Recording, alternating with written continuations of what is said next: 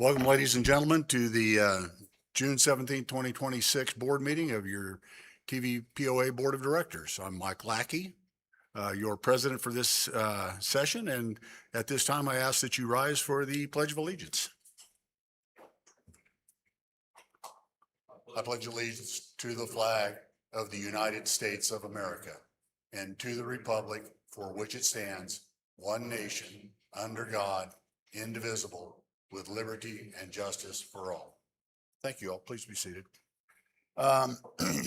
We have the minutes from the February or the March meeting or May meeting. I'll get it right here in a little bit. Any additions or corrections to those minutes? Is there a motion to accept the minutes? Mr. President, I move to accept the minutes as written. I'll second. On the question? All in favor, signify. I show the vote 6-0. Thank you. Oh, it's my turn. Opening remarks. This is the fun part. This is where we get to have a little fun. Ladies and gentlemen, just this past week, I met with our state representative, Lowell Russell, who helped carry our bill to get us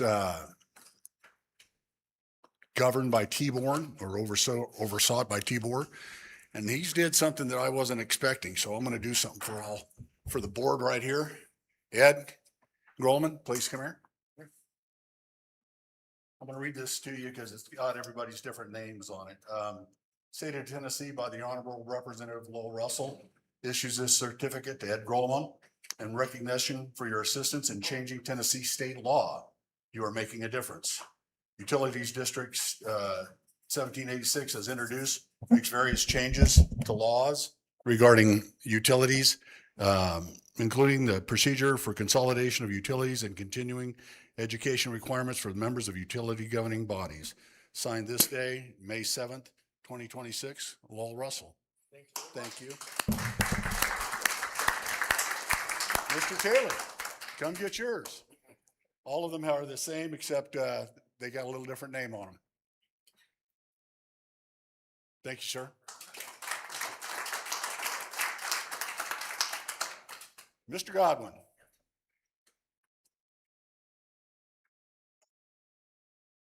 Thanks, Chief. Thank you.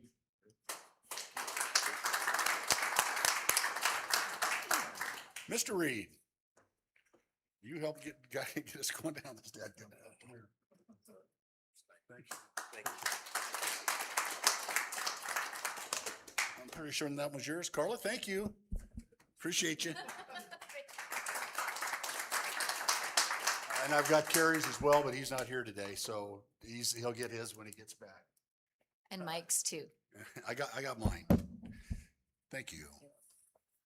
So in that space, it's kind of neat that you're getting recognized. Your board's getting recognized by the state legislature. We did a lot of hard work to get that done.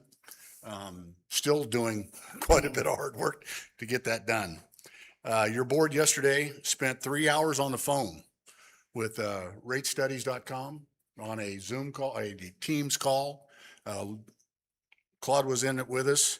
We met with Buddy Petty and Jack Melston, who have a ratestudies.com business that they actually help us, and they're getting us on board. We'll probably end up engaging them with a contract.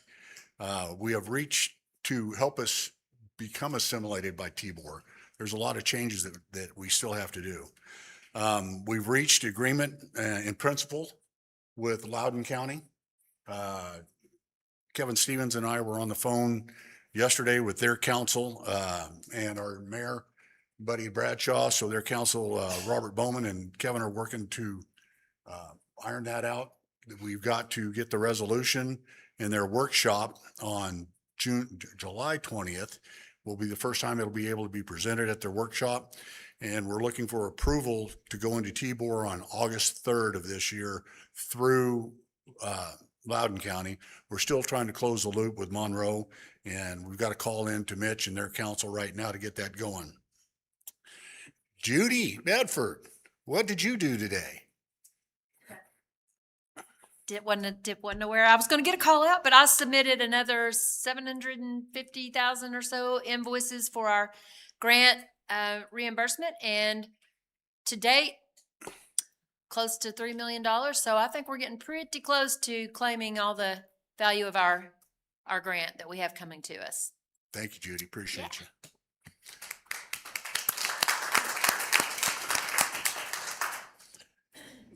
There's been a lot of consternation over Troon's contract, and the reason I probably haven't ironed it out with you guys yet and put the numbers on the table is we have an à la carte contract.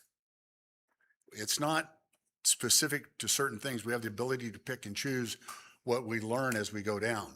Ballpark, and I've talked, including Claude's salary and the salaries of all the consultants and the support that we got from Troon, it's going to be between $400,000 and $600,000 for the year. We don't know what it's going to be exactly at this time. We have an à la carte menu that we're looking at, and we're picking the things out where we need counseling, where we need coaching, but that includes his salary and all of the consultants' salary, their travel times. I mean, there's so many things there that we're looking at that we haven't defined yet, because he's still digging into it and telling us what we've got to do. We'll share the cost, the savings, and the go forward plan once it's finalized, but that's not going to be this month. Hell, it may not even be this year. It may be next year's board that finalizes all of that and gets that going for you. But we just wanted to make sure that you get that going. And I'm not trying to hide things from you. I just don't have the advice. I don't have the knowledge right now. Hopefully in the very near future, we will have.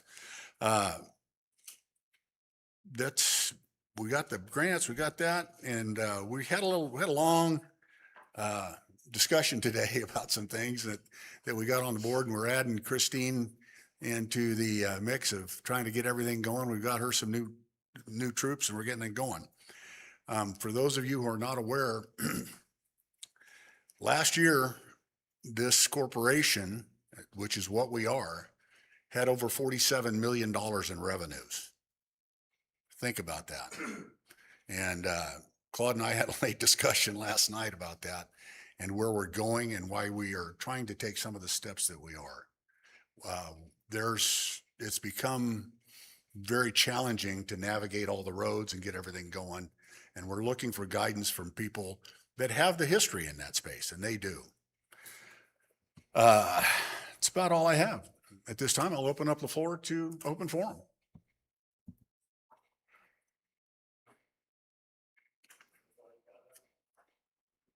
So I'll lead it off. Hey, by the way, you just took away the answer to my second question. Thank you very much. I didn't take it away. I gave it to you. Yeah, you gave it to me. Wrong verb. Thanks. Yeah, but I accept that. And thank you very much. And I understand the fluidity of it. But today, I debated a long time to do this, and I sought a lot of counsel to bring this up, but it just needs to be done. Oh, I'm sorry. Thank you, Joe. My name is Pat White. I live at 304 Skidtook Circle in Coity. Yeah. Turn left at the last left, go up the hill, turn right, and I live on the corner. Okay, so I come to you today to make sure Tellico Village property owners know and have the truth. In a newsletter, number 14, dated May the 27th of this year, distributed by Tellico Village property owner, this board, and this is why I bring this up, this board is accused of removing a seated member of an advisory committee. It is the right of any POA board to remove the committee members if that member has committed an act that is deemed, and I'm going to use a big word here, but it covers a lot of bases. If that act has been deemed egregious enough to warrant that person's removal, that's your right. By noting this person's removal from the advisory committee, the author then wrote about the removed person's trustworthiness, truthfulness, etc., rolled into this single word called credibility. Normally, I would simply let this slide, but in this case, the person began receiving inquiries by email and personal contact on the reasons for the removal, and more specifically, the reason this board removed that person due to their credibility. They want to know why. So since the publication of the newsletter, there's been a question on Nextdoor regarding this removal and the qualifications this person has in participating in another village volunteer capacity. This newsletter was also included in the website of one of our Loudoun County commissioners, so it is spreading. For the sake of credibility, both for this board, the person referenced in the article, and the article's author, I asked this board this question. Did the POA board remove me from the Golf Advisory Committee? To my knowledge, there wasn't a vote for that, was there? No. Karen? Say, Casey, was I on the Golf Advisory Committee? Yeah, I was recommended. I put in an application, and in the board meeting in December, you guys did the right thing, because technically there are two ways to look at the year. My understanding is a board member has to be off the board for 3 years, correct? No. Just one now? I thought Steve Snyder pushed 3. But anyway, you gave me free time by not assigning me to that 1 year Casey wanted me to serve. Thank you very much. You did the right thing. So Pat, please wrap it up shortly. I am wrapped up now. So you did not remove me because you could not remove me, correct? We could remove you, but we didn't. No, I wasn't on the committee. You could not have removed me. Correct. Yeah. So this person has taken an application and made it over to removed and blamed you for removing me, and is taking my name. What do you call that, David? In vain. And you call it libel? Yeah, I'm a little bit. So my final is, when you're reading these newsletters and when you're reading the next door, be really careful, be cognizant, and go look for proof, because we're videotaped. There are minutes to the meetings, right? When you say the newsletter, what newsletter are you referring to? There is a newsletter that is published by a Tellico villager, not a Okay, POA newsletter. That's where you lost me, Pat. I Yeah. thought we published something and No. You didn't publish anything. If Yeah, you had you'd me published befuddled. it, I would have come to you, Well, here I or said. the board, So, which is what we ought to be doing instead of making things up. I I know can't- you didn't have anything to do with it. I'm just saying you were blamed for removing me, and you have no blame in this at all. Pat, I get blamed for a lot of stuff. It doesn't. I know, I I got know. thick skin. You know me. I know, and neither did I do anything wrong. And so I just wanted to make it public so that the people know that I've got a little credibility left. Maybe not a lot. I didn't fire you. I know.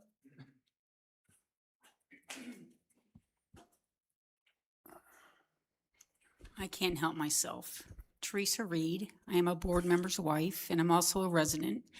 I spoke Monday, and I want to offer an apology to the community. My remarks Monday were factual, to my experience working for the TVRA, but I did not intend to be accusatory.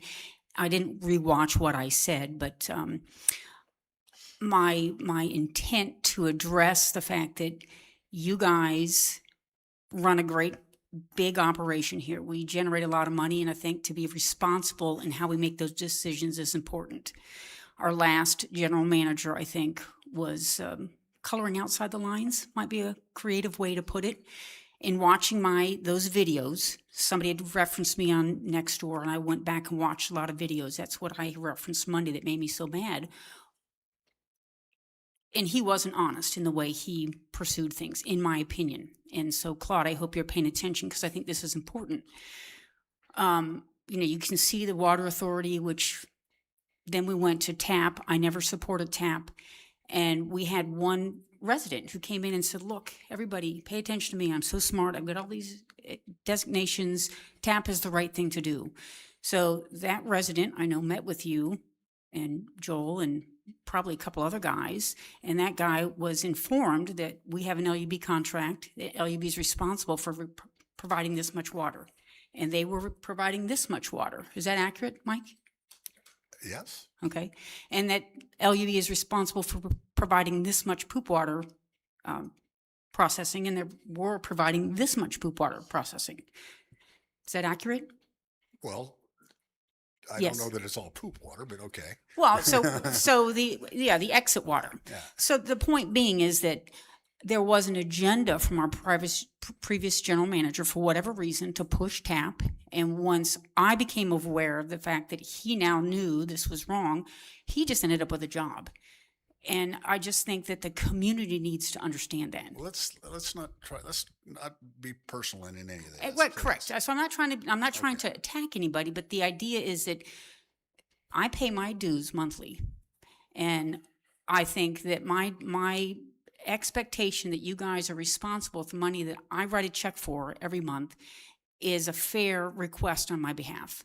I don't need to know every last detail of that you guys talk about, but if you guys are going to pursue something like TAP, there should be a process in place. So I hope in the future, we have to look at what's happened to help us be better in the future.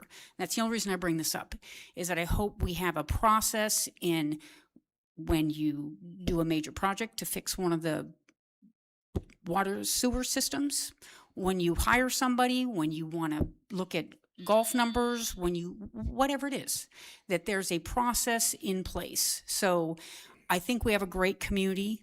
I apologize for causing any consternation. I apologize to the TVRA as well. I wasn't trying to attack them, but I think that we all got caught up into some of the old way of the old leadership, and I hope that's changing, which is why I called out Claude to pay attention to this, because I think that's why Troon's here, is to, we're big now. Make us a different and make us responsible in the way that we make our decisions. So thank you all for your volunteer. I think the 3 minutes watching these old videos was a smart move, because some people went on for 20 minutes. So thank you. And as a board's wife, I think I have every right to talk just like anybody else does. So thank you for this time as well. Thank you. Bless you. Are there any others? Please step up. Come on. Oh, Gary, you got to wait your turn.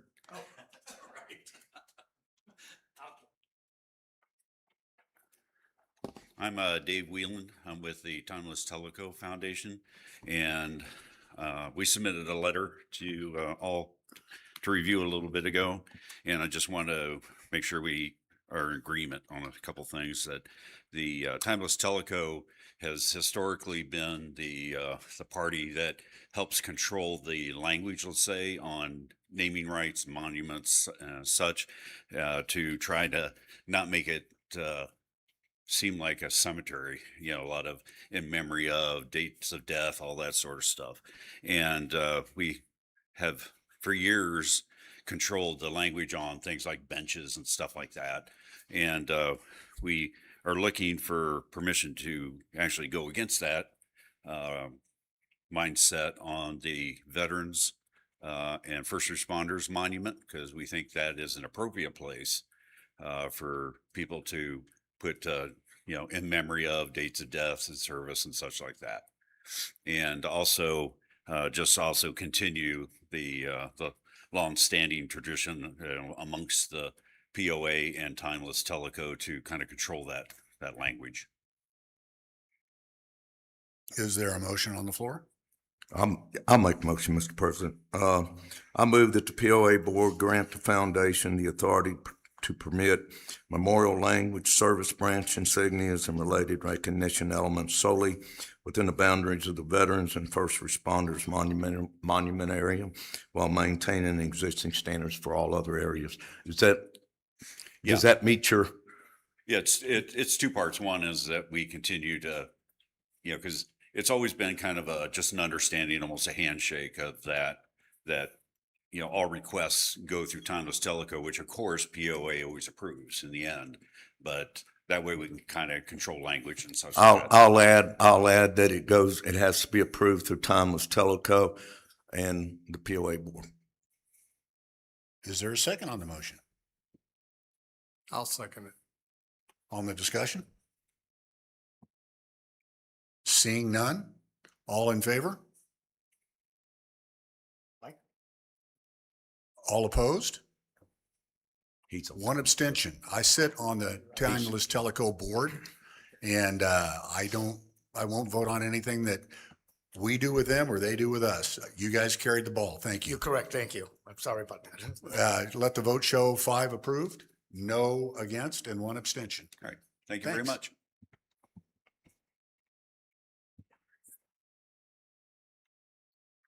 Hey, running. Gary Zika, just watched the town hall the other day, and just wanted to add a note is that a lot of the information that didn't get recorded, and I understand why, because you don't have a policy, and so you don't know. You got to be fair to everybody. I understand that, but most of the information is available online. Here, the Loudoun County, the LUB task, you can look up Which information are you referring to, Gary? the information that the politicians would come out and say and Oh, talk yeah. about, that type of stuff. And you got to dig for it, but most of the stuff is online. And if somebody's interested enough, they should dig it up. And instead of listen to a politician, when politicians come, they're politicians. They should, I never listen to that. I always just see what they vote on and how they vote. Thank you. Thanks, Gary.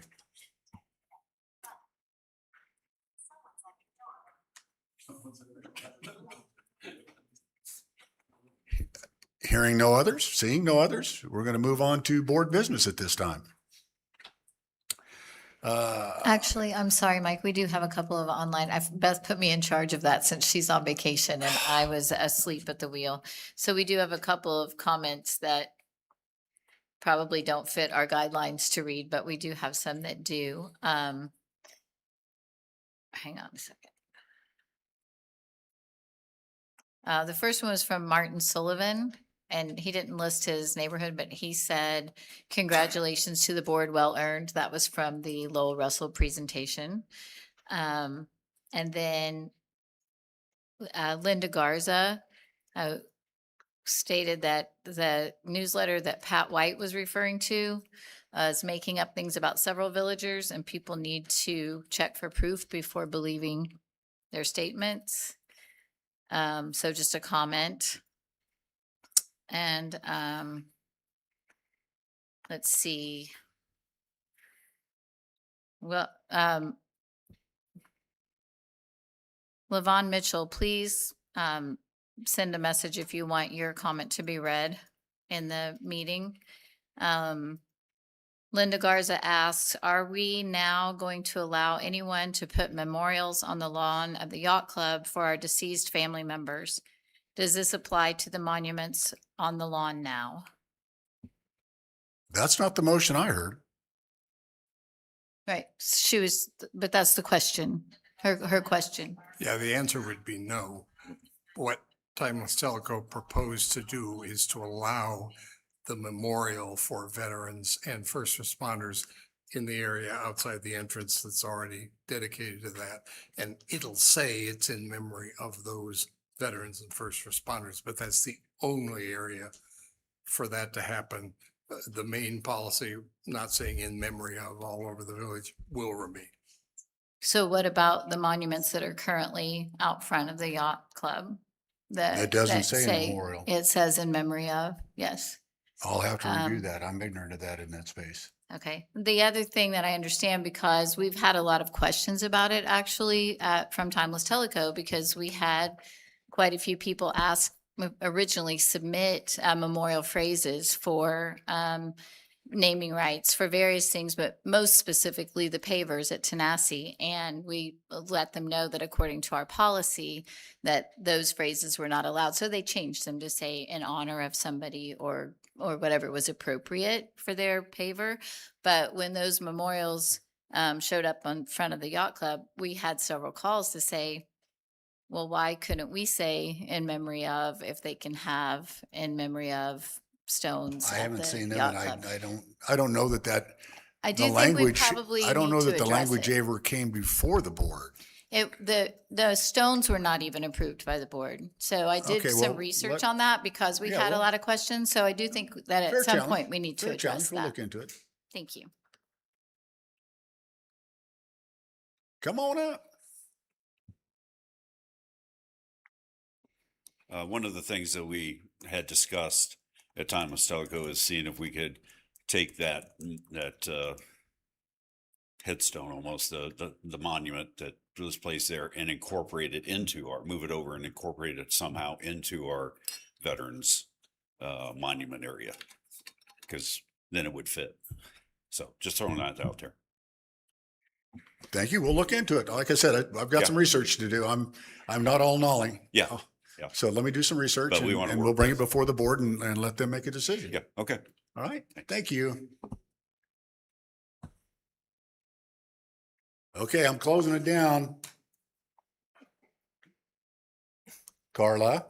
Well, I'm sorry. I'm responding to somebody who said, please ask my question, and I don't see a question. Oh, he says motion to end all money to end any money to clubs. That's Chris Hoffer. I don't have that. I don't know motion. what that is. It- Now he just said selective questions or comments made, so I'm confused as to what he's asking. We're going to move on. Chris, if you can Because this. we've got- clarify that, I'll ask later. Yeah, we've got a lot of work to do and I'm not going to humor that. Board motions. Who's got the ball on this? I got Ed's name. I'll up take there. the first one. All right. Oh, you gonna do it? No, you're gonna. No, no, No, I had something else that I was gonna add, but. Okay. Yeah, okay. So, Mr. President, I move that the board shall adopt the attached non-smoking policy for all TVPOA facilities and their surroundings effective immediately.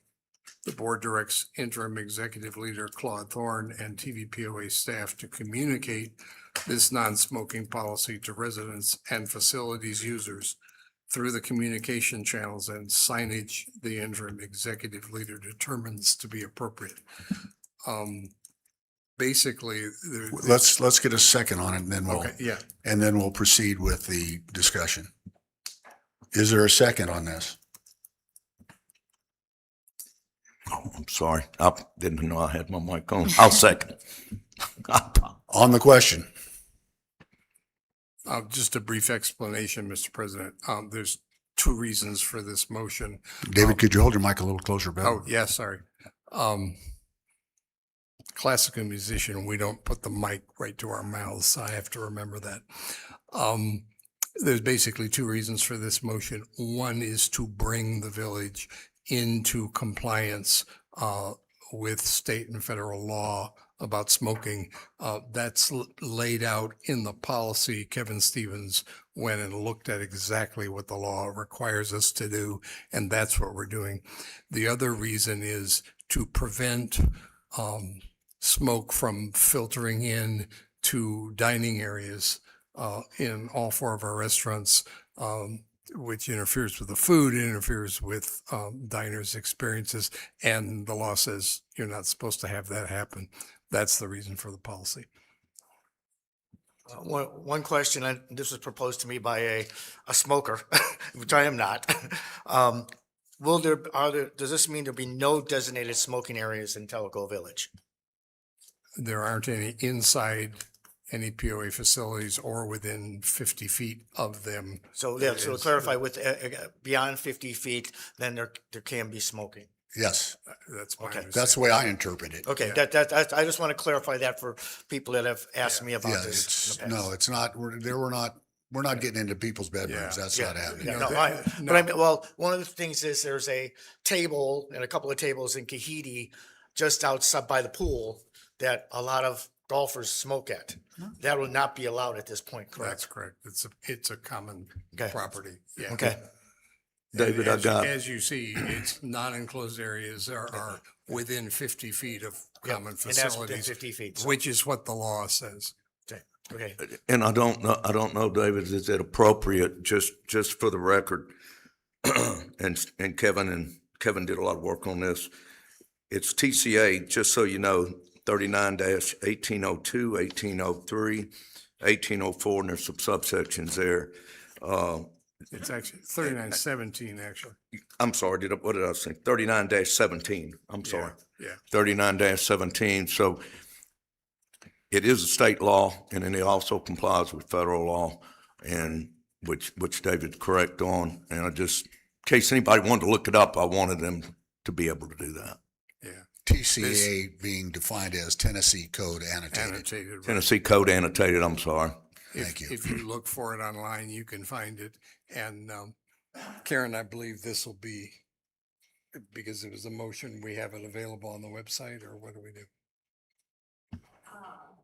It will be after this after this Yeah, meeting. after. Right, yeah. So you'll be able to look at the On the POA question. website. In fact, it'll be up as a policy. On the question. Hearing none, a call for the vote. All in favor of the motion? All opposed? I show the vote is 6-0.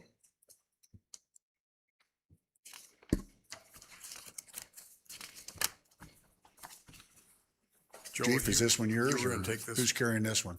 I got it. Joel? So I won't read the whole explanation, but I do want to start off reading the first part of it. The TV POA has presently recorded a surplus of water sewer activities in two separate accounts: utility tank installations and water and sewer services. Some of the monies are in both the general reserve and the separate water and sewer reserves. But in preparation for the regulation of the new TV POA utility district by the Tennessee Board of Utility Regulation commencing in July, I move that the board hereby direct the interim executive leader, Claude Thorne, and the TV POA staff to immediately transfer from the general reserve account into the water and sewer accounts. So I'd like to make a motion to transfer the surplus recorded in TV POA's water sewer services account and the utility tank installation account into the water and sewer reserve account. I'll second. On the question? I got a few questions on this. Sure. First off, this is millions of dollars. There's no amount specified in this motion. I'm not going to approve something that I don't know how much I'm moving over. You know, the second thing I have is how is this amount being determined and by whom? Is the finance committee making a recommendation on how much to move over on this? Because this is a lot of money. It could be 5, 10, $15 million. So I think we need to do a lot of due diligence on this, and maybe we need to table this motion till we get a little more facts and figures on this and get involved. That I could research this in more detail with the finance committee and Judy on this, because I feel very uncomfortable approving millions of dollars without a figure in there. Mr. President, I can clarify some of that. There are three, if you read the Microphone, detailed, David. if you read the detailed motion, there are three sets of money to move. One is the net surpluses of water sewer funds and utility tank installation funds that are presently recorded in those separate accounts for 21 through 25, as determined by Troon Management's analysis of the recording of those surpluses for those years. That was available to you a while ago. Claude sent that to everybody on the board. The fundamental reason we're doing this is that we're trying to get ready to be regulated by TBOR. And we want to appear as clean and conservative and correct in the way we have handled all water sewer funds and the way we will handle all of them going forward as we can. And by this motion, the board is making a policy decision that utility tank installation revenue and spending and profits belong as part of our water sewer system. I think TBOR would look at it that way. The only reason we do any utility tank installation at all or anything connected with it is that we have a water sewer system and houses are connecting to that system. So that began with going forward under Troon, we need to treat those utility tank installation funds as part of our water sewer system. We're going to be required to keep water sewer system funds segregated.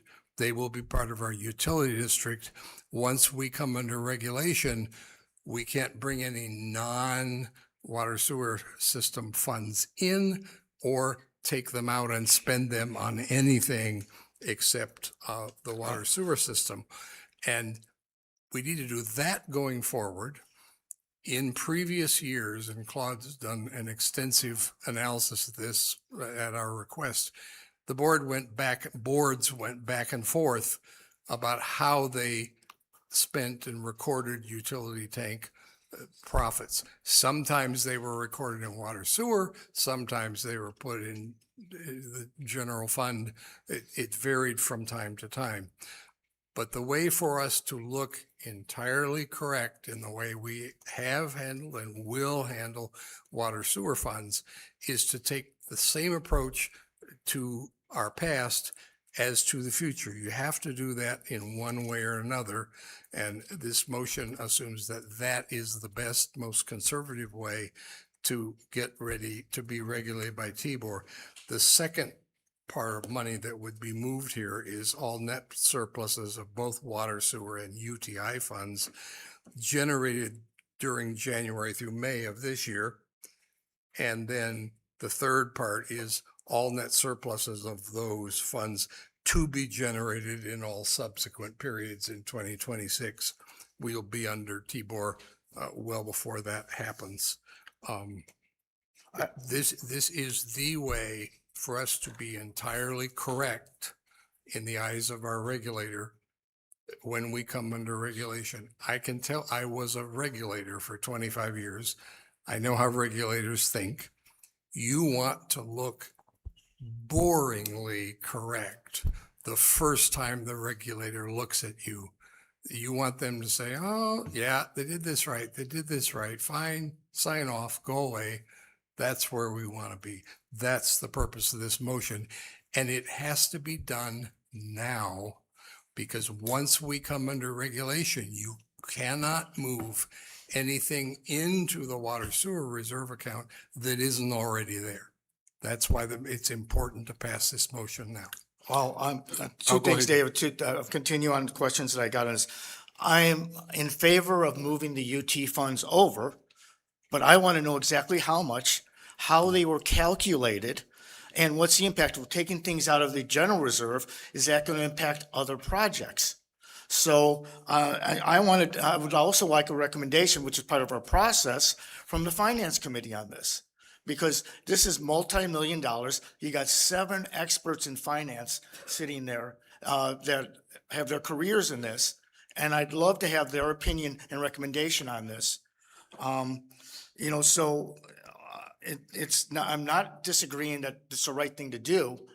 I'm just not clear on the numbers, where that numbers came from, how we're going to get there, and what's the impact of moving that money over from the general reserve. So that's the clarification I want, and I'd like to table this. And if we have to have a special meeting to when we get more information or something, I'm fine with that. But right now, I do not feel comfortable voting with this since there's no numbers in here, and this is millions of dollars.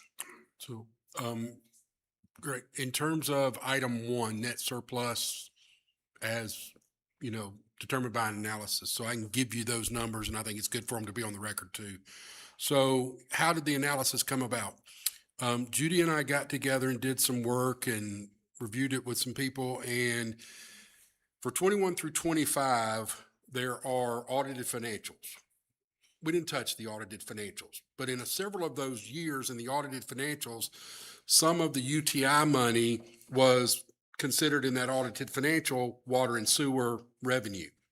So all we did was go back to the data, the base data that created that, and said, okay, let's create a spreadsheet that ignores where it was for the audited financials and said, let's just create a spreadsheet that puts water in water, UTI and UTI, see what that looks like. Where that turned out in big numbers is based on the money that's already been moved prior to me getting here, whatever that was. Water was, we needed to move an additional $192,793 for the portion that was moved to water sewer that just would be water sewer by itself. Yep. Then if we go look at UTI, which created its own and ostensibly, in my understanding, hasn't been moved at all, would be $5,429,542. If we moved both of those together, it would be $5,622,335. So that not answering all your questions, but that answers number one as to how we came up with it and what the number is. Can And I ask why the actually- finance committee wasn't involved in actually- this? This is Oh, major Beca- money. Because we don't have time for Got that, and the board has the power to do this. Just to add to what Claude was saying here, number one up there, years 21 through 25, is the number you can pin down for now. The first 5 months of 26, Judy will calculate, those months are finished, but they're barely finished. And number three, going on this way for the rest of 26, you literally don't know that number yet. It'll be whatever it is. I have never seen a multi-million-dollar thing in this village where the finance committee has not been involved and made a recommendation. And that bothers me. Claude and Judy, I know you worked hard on this, but having another set of eyes on it to review it, since this is millions of dollars, I don't think that's a bad thing, guys. So, that's what I'm asking is postpone this, put it before the finance committee, the experts there. You got people that have 30, 40 years of finance experience that ran finance, for large, corporations and finance and get consulting for that. All I'm asking for is, please get their recommendation on this so that they have more experience than Claude does on the impact of different things. Cash flows, we have the cash flow effect for the next 5 years. They've been involved in that. Now, those are some of the things I'm concerned about. What other things might have to be put off if this coming out of general reserves this might be slated for in the budget? How does this affect the reserve study? These are questions I really have and concerns about. So until I get that, I cannot vote for this. And I think anybody voting for that without those hard numbers and analysis is making a mistake. Duly noted. Can I respond to some of that? Okay. So Ed, as you know, the spreadsheet was sent out before showing you the 5.4 and 192,000. We also, of course, we have our 5-year capital plan that shows our reserve balance. And, of course, our goal to stay above 70%. When you look at it, we have our reserve, water and sewer reserve, and our general reserve. The general reserve is well over 100% funded. And water and sewer, if I remember right, I think it's 2027, Jim, that we're showing going down below 50%, right?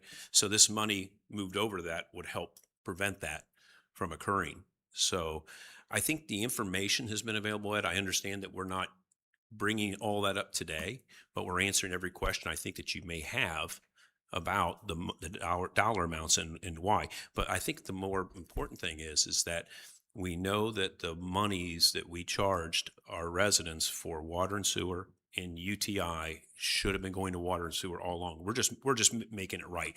I understand that. Okay. I totally understand that. I just have, the devil's in the detail. I would like to see a little more detail and a little more analysis, a little more confirmation of what you guys done by the finance committee. You're talking $5 million here. That is significant. I cannot think of anything that amount of money in the 12 years I've been here that was voted on that wasn't gone through the finance committee. So. The analysis that Claude was just referring to that had those numbers in them was sent to us on June 4th. So that was almost 2 weeks ago. So I think we did have plenty of time for somebody from the Finance Advisory Committee or the entire committee to have the opportunity to review that and give us their insight. So I agree with Ed that they should at least have a look at that before we move forward. As such, I'd like to read the charter of the committees, and every committee has this in their charter. The committee shall not supervise, hire, fire, discipline employees of the POA. The committee shall not act independently or outside of the scope of its responsibility, nor shall it act contrary to established board and departmental goals. The committee shall not serve as a check on, evaluator, or perform oversight or managerial authority or performance. The committee is not a governing body. As such, it shall not independently formulate, implement policy, issue directives, exercise approval authority, or assume a superior position to the finance director. So that's just right out of the quote. I never said approve. I said recommend. That's and analyze. That's all I'm asking. That's all I'm asking. We're not asking them to make the decision. We're just asking them to have the opportunity to review it and then share their insight with the board. That's why we're looking for them for their advisory services. That's what they're there for. So just to bypass And them that's entirely doesn't That's seem. what I thought we hired Trim for. Carla, So you other- hired Troon to do away with all of our advisory committees? Are you putting words in my mouth? there? You just said, I didn't put any words in your mouth. You just said that's what we hired Troon for. So I was asking for clarification. Clarification is we've done the analysis with Judy, the finance director, CFO. I don't know what your title is nowadays, and our general manager. And this is what they came up with. I don't know if you had help, Claude, in that Well, space. I would say, except for Judy, the qualifications of our finance advisory committee trumps all of us. Actually, vote. Carla, I don't think any advisory committee trumps the board.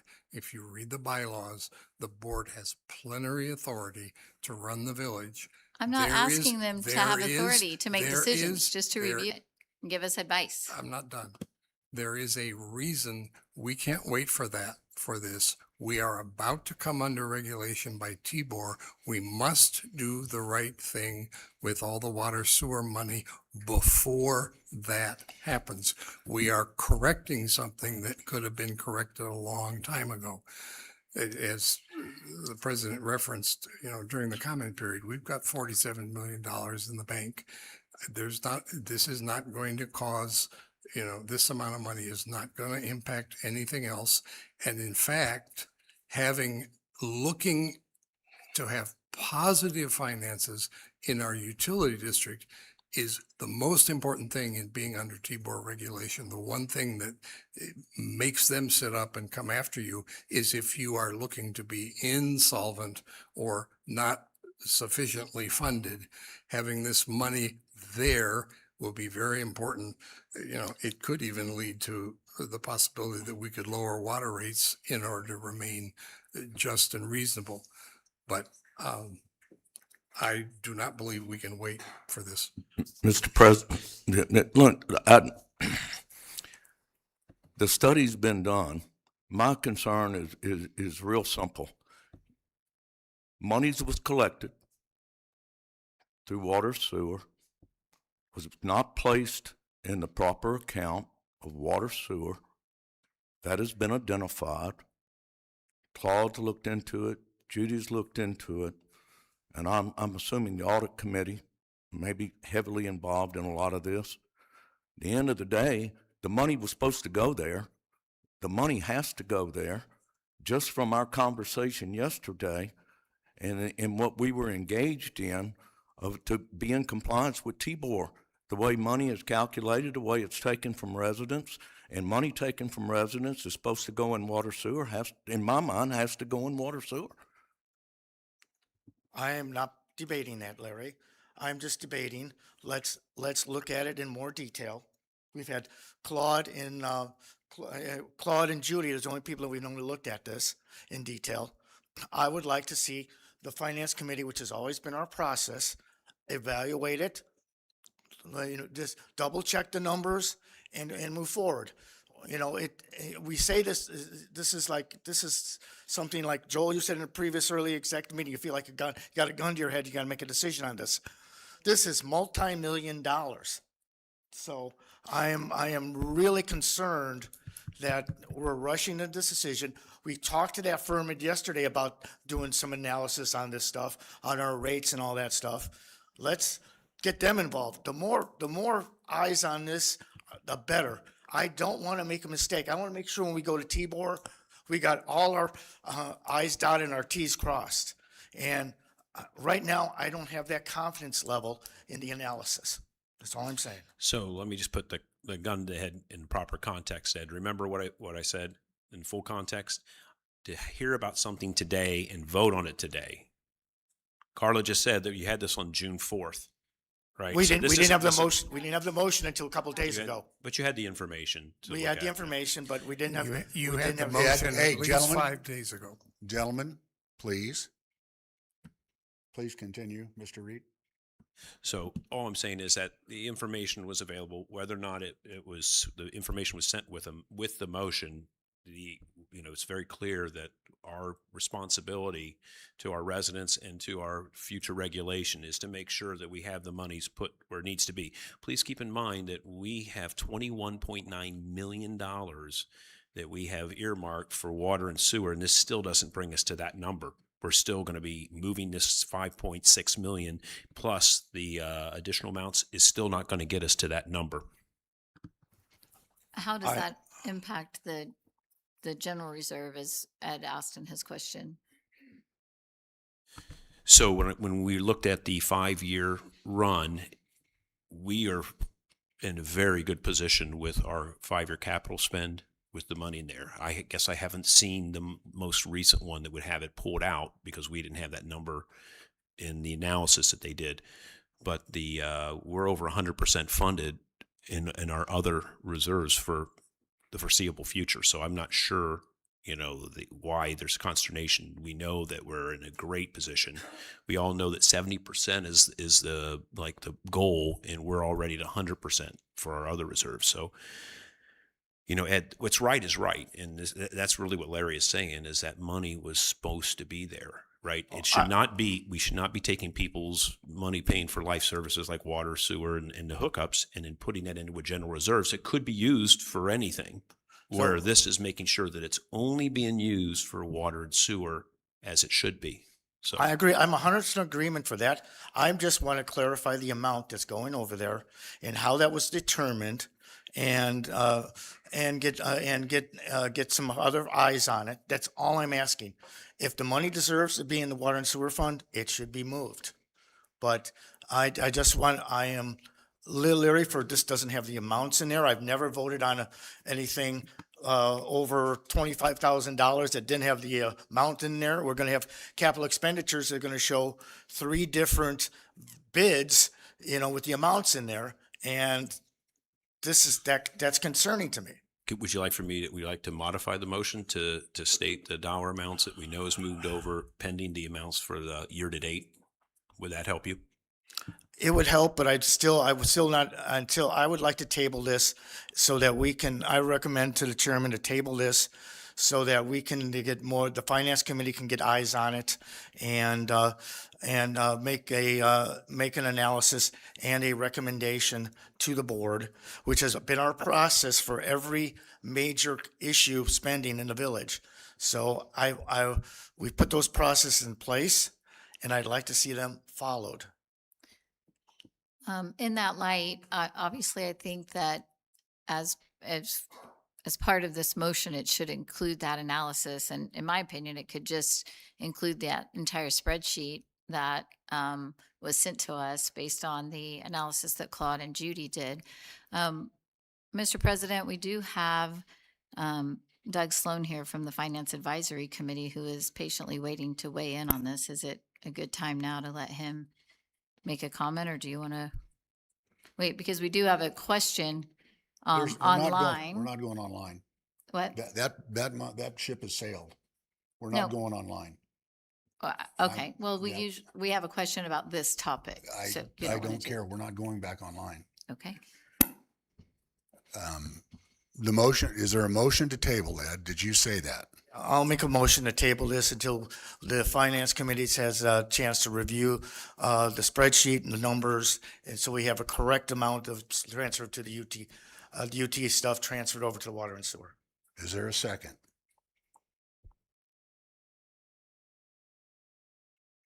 Hearing none, the motion fails.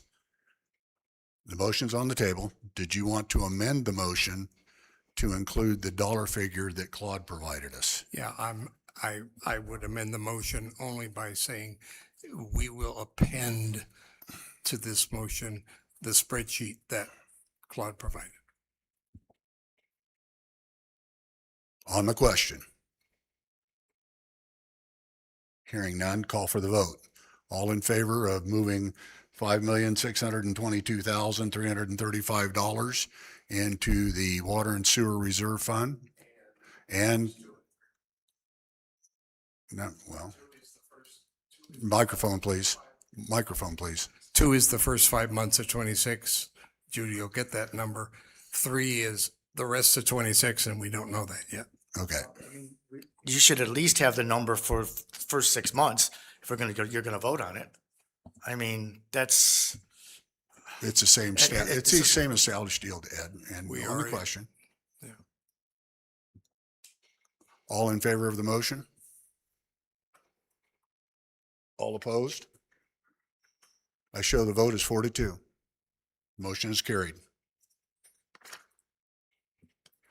Can I make a comment, Mr. Okay, President? Mr. President, Actually, right now, you're outside the comment period, but due to your, let me finish here, Doug. You're going to be happy when I get done. Due to your status, I will entertain you and you alone in this space because I value your opinion. And I can't, if I allow everyone to speak in this motion, we're going to be here all day. Thank you, Mike. I would have spoken at the open period, but we weren't actually sure what motion you were bringing, so I can only respond now. And that's a fair challenge. Thank you. So I might be somewhat repetitive. First, I'm Doug Sloan, Tuca Coves. I'm the current chair of the Finance Advisory Committee. So some of my comments may be a bit repetitive to what Ed's already said, but bear with me. So first, I wanted everyone to know that the FAC has not been involved in any analysis, nor asked to provide any input, or asked for a recommendation by the board on this topic. So these are my views, not the committee's views. But I'm not here to debate whether the money should be reallocated between reserve accounts or not. The board has that authority to move monies at their discretion. They've always had that authority. But I will speak to specifically the UTI piece, the utility tank installs. So my understanding is for decades, UTI has been treated as a public works activity rather than a water sewer utility activity because the tanks being installed are not owned by the POA. They're owned by us as the residents. Reserves are in place to handle major repair and replacement of POA-owned assets. The tanks are not POA-owned assets. We also often forget that each homeowner is charged 20% of their sewer bill each month for the purpose of repairing or replacing those tanks. Currently, there's $845,000 on our books to cover those repairs.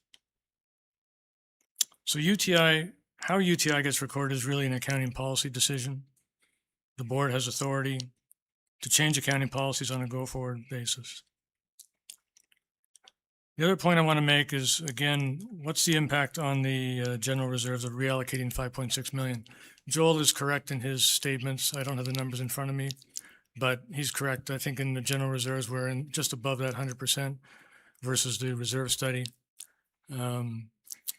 But the question is, general reserves are accumulated to address future major repair and replacement of equipment, golf, public works, parks and rec, food and beverage, buildings. We've got 3 restaurants, yacht club, wellness center, Chota rec center. We have 4 restaurants, Doug. Well, I was including the yacht club as in there, as well as roads, fairways, and greens. So to Ed's question, what does that mean going forward? I'm agreeing with Joel. We're in a good place today. Take out 5.6 million. You're no longer at 100% funded against your reserve study. You're somewhat less than that. Will this mean higher assessment or fees to rebuild the general reserves? Will this mean reduced repair and replacement activity? Thank you. Thanks, Doug.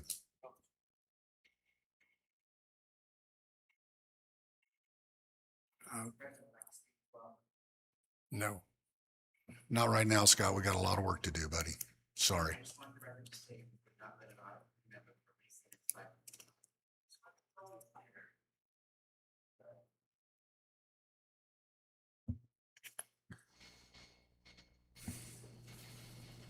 There's a motion on the table. Oh, No, that motion no, passed. sorry, my bad. I'll take the next one. Some of you have been waiting a long time for this day, so have I. I move that the board shall hereby direct that the TV POA shall refund all payments of the $80 water and sewer infrastructure asset fee. The TVPOA shall pay such refunds, one, from the TVPOA utility district segregated account that will be set up by the TVPOA.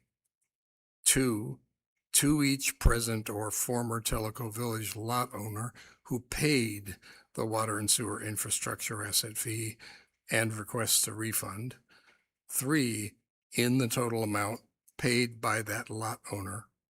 And four, using the refund process established on or before June 30, 2026 by interim executive leader Claude Thorne, with the assistance of TVPOA staff and Troon Management financial experts, as amended by the board if such amendment is made.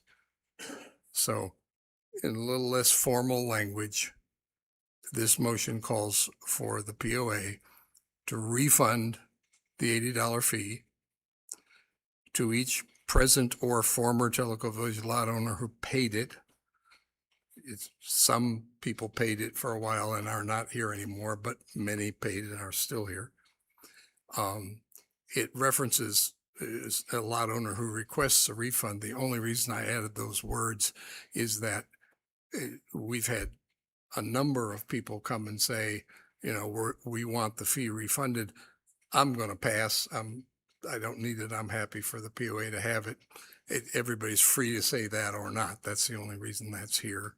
We refund the total that the owner paid, and we're telling Claude and staff and Troon to come up with the right process for doing that. I'll second. On the question, Okay, so we have $436,064 left in that we for account. None now. We just closed it yesterday. Okay, just closed it yesterday. Okay, that was the balance sheet I had. Yep. On the balance sheet, it said we had that much. So there's no money in that account today. Okay, so we're gonna take $4 million from water and sewer. Next thing I'm gonna ask, you said we're gonna be down in 2027. What projects are gonna be delayed? What pump stations are gonna be pushed back a year or two or not done because we don't have this money? I wanna know the impact of putting this 4 million in there. And what analysis was done on the impact on this and who did it, so that we know exactly the impact of all this on water and sewer system. Just 2 weeks ago, we had 5 pump stations overflow here in the main village when we had a large rain. We have infrastructure issues that need to be taken care of, that this money was originally allotted for and has been used for the main pump station here. So what's the impact of refunding this money from the water and sewer fund going to be on those projects, which includes all 5 pump stations here in Kahidi that we desperately need some work being done?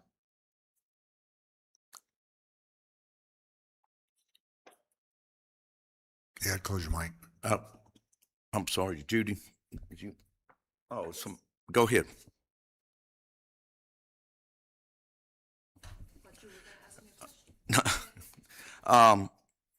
I think as most everyone on this board knows, I fought for this motion, bugged them to death for probably 6 months.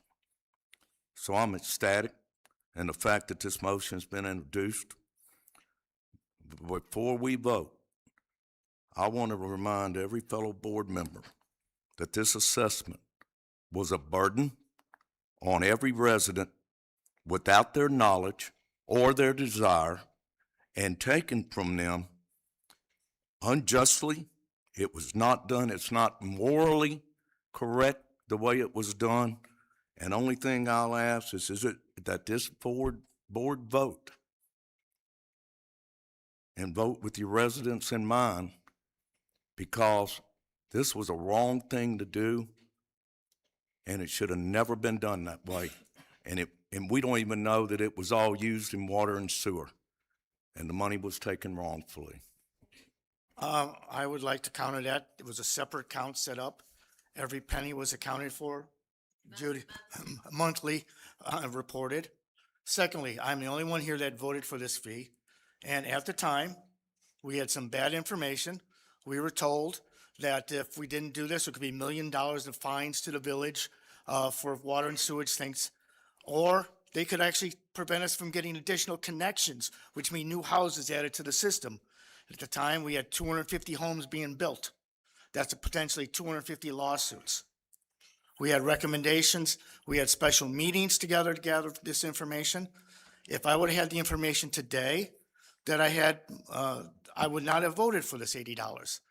If you can show me this is not a negative impact on our water and sewer projects, I might be able to vote for this. But there are no numbers to go with this right now, other than the $4 million. Where's it? You said you're going to set up an account. What's the impact of moving that money? What's the impact? So that's what I'm asking. I'm looking for more detailed analysis here on these big ticket items, folks. I mean, that's all I'm asking. Show me how it's going to go and what's it going to impact, and then I'll be with you. But I mean, this point is I don't see that information. Yeah, and I have the same question as to so Judy just explained to us that the money that was collected, that was put in a specific water and sewer account, has been spent on water and sewer projects. That's not in question. And I don't think that we should throw around phrases like we don't even know if it was spent on what it was supposed to be spent on, because there's specific accounting for that.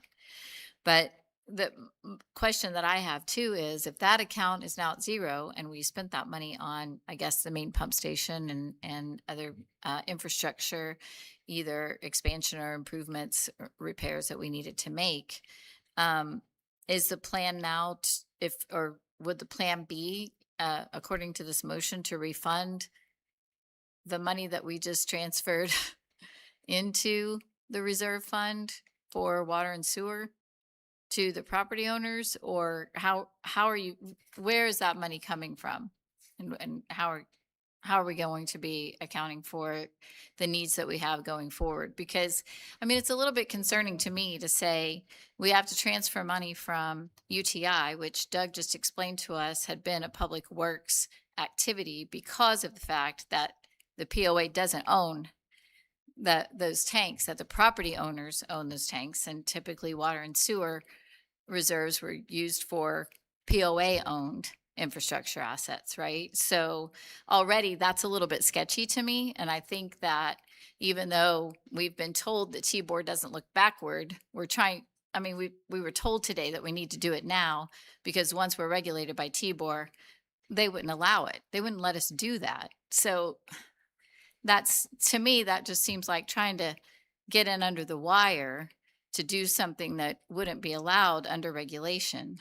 And then we just transferred money in there, and now we're going to transfer back out. Now, where's the money going to come from that we need for those water and sewer infrastructure projects? Am I missing something there? Under the wire is a correct statement. We are real close to that 11th hour. If you'd asked me, I would have done it in January, if you asked me. But Ed just stated, if he knew then what he knows now, he would not have voted for the $80. So how does taking residents $80 that we shouldn't have done, I say we, I wasn't here then, but I'll take we did, how do you not give it back? How do you not move? Wait a minute, the money is accounted for. But the money was moved in general fund So I and guess could have been used. no, It's that's still not true. moved in the general fund. No, that's not true. It was in its own account. We put it, and that was part of that was what the Well, board. then there's that's no what the issue board- on the refund. Sorry. There's no issue on the refund. If the money is there and the money is accounted for and the money's in the account and the money was taken for water sewer and the money has to go water sewer, then we owe the residents the $80 refund. Okay, I understand your point, but what I'm telling you is that Judy just told us that there are $0 in that account. That account has been closed because that money was spent on water and sewer projects. Okay, now And it doesn't matter, honestly, if, to do the water and sewer infrastructure projects that we have to do, and we know we have to do that to make it through build out, whether it came from that $80 fee or whether it comes from a special assessment or wherever it comes from, it all comes out of the property owner's pockets. So what we're talking about doing is moving money from the general reserve into the water and sewer reserve, which in my mind is questionable, whether that's actually where it belongs, especially the UTI money. We're talking about moving that in there and then taking it right back out and returning it to the residents. And now we don't have the funding for our water and sewer projects. So we still are going to have to come up with the funding for those projects. I don't think Claude and Troon would recommend that we empty the account of all the water sewer money. I think what they recommend is that you move the money that's supposed to go in there into water sewer so that we're compliant. But I'm going to defer to Claude That because motion's you done. worked on that. That motion's done. Let's stay on this motion. I thought that's what I was on. No, this motion is to refund the $80.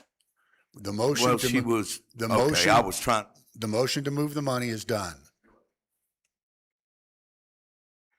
On the question. Yeah. I'd like to clarify one small piece of that because I think it's beneficial to the village. Troon is definitely here to advise. It's number one reason we're here in terms of management, because I'm here full time. I'm sitting in the chair and loving every minute of it. In terms of this, Troon's position is help us come up with a number we can kind of all agree on, and then the board will decide what to do with that or not. So we have not made a recommendation on whether you move money. I have my own opinions, but that's my opinion. So I just want to be clear so that mainly so the village understands the process. We were asked to go, can you come up with a number that everybody in this conversation can agree on? Feel like we did that. Now what we do with the money, we've made no recommendation, and that's up to the board. It's as its purview. and I apologize if I misled. I was more referring to your expertise of what you were involved in. I apologize. On the question. Hearing no more discussion. Doug, you're getting on me. Come on. I appreciate your indulgence, Mike. I'll be quick. So on this topic, I just want to make again clear that the FAC was not involved in any analysis or making any recommendation on this particular topic. So these are my comments again, not the committee's. So my objection on this is actually not the refund, but the timing. And I understand that we're up against a deadline. I get all that. But my question is it really prudent to refund prior to knowing what the cost of our infrastructure repairs will be? By the board's own admission, we don't know what that cost is going to be. That's why you've got a second engineering firm, I believe now, working on what that might look like. So albeit I know that there's a quote, a supposed deadline with T-Bor and what they do allow and don't allow after. I'm not privy to how that works. But I would encourage the board to wait until the true costs are determined of the infrastructure. Thank you. Thank you, Doug. And I'm going to try again, Mike. May I speak? You're killing me. Start the Well, timer. I'll be very, very quick. The audit committee was also not involved in this process. And I think it would be very instrumental in the evidence of governing in the sunshine for the property owners to know who helped, because no offense, Claude, to you and Troon, but when they stood in this room, they acknowledged water and sewer is their weak link.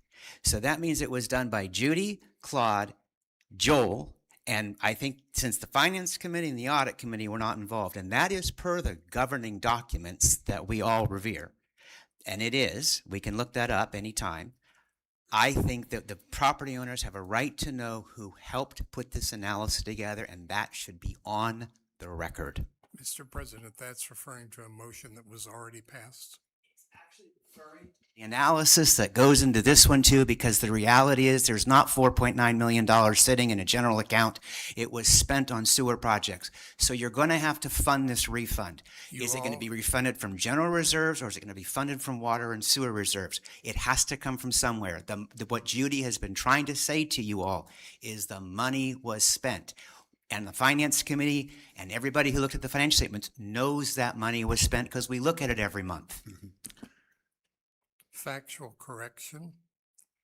This motion doesn't say refund the money from the WSIAF account. We're going to be setting up entirely segregated accounts for our utility district. That'll happen very soon because it has to be there by the time we come under regulation. The motion says refund it from there. This doesn't take analysis. This fee was collected. There is an argument that it was illegal to collect it. That would be an argument in front of a judge, and I never try to predict the result of that. But it was wrong to collect this fee. This motion is to correct, to right the wrong. That's not analysis. That's just making something right. Question. Okay, so we're gonna be in Tibor sometime by August 1st, based on some of the stuff. Sooner, later? Few days at least later. They said August 3. August 3rd or 3rd or 4th, something like They said that. August 3 first. So, if this for account now. is set up with water and sewer, we're gonna be able to have to refund all of that in the next 30 to 40 days? No. Well, I mean, then T-Board is gonna be saying you're taking it out of the water and sewer fund that's T-Board's now managing. So, T-Bar isn't managing the well, fund. T-Board's going, sorry, not managing, sorry, T-Board- wrong word, T will be reviewing, so, an outlay, so that's a question, you know, what's the impact with T-Board if, once we're in there, this money is going out? Because they like money coming in, not going out. So. That's a fair position. So that's a question that I think but- needs to be answered before we move I forward. can answer that. I spoke at length with Henry Walker about this. T-Board looks forward. This is about righting a past wrong. T-Board will not judge that. But it's important for us to act on this before we come under T-Board to make it completely clear this is righting a past wrong. One clarification, all of Kevin's law firms signed off on that it was legal, not an illegal transaction. Yeah. Not just one attorney, we had the whole firm sign off on it. And that's a fair position. We shouldn't be questioning the legality. It hasn't gone through the courts. So And we that's- don't, That's what I said. okay, just, we're not questioning the legality. Is that fair? Yep. Okay. On to question. Hearing no others, all in favor of the motion as written? All opposed? 4-2.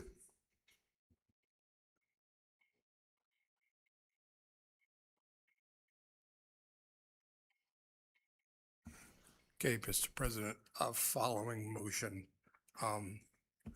which is a fairly simple one, a motion to determine the process for doing the refund. I move that the board shall direct interim executive leader Claude Thorne with the assistance of POA staff and Troon Management financial experts to determine and provide to the board on or before June 30, 2026, the necessary process for refunding all payments of the water sewer infrastructure asset fee. This process shall include identification of all lot owners who paid the fee and the amounts they paid, the total amount to be refunded, and the most practicable way to make refunds to both current and former lot owners who paid the water sewer infrastructure asset fee.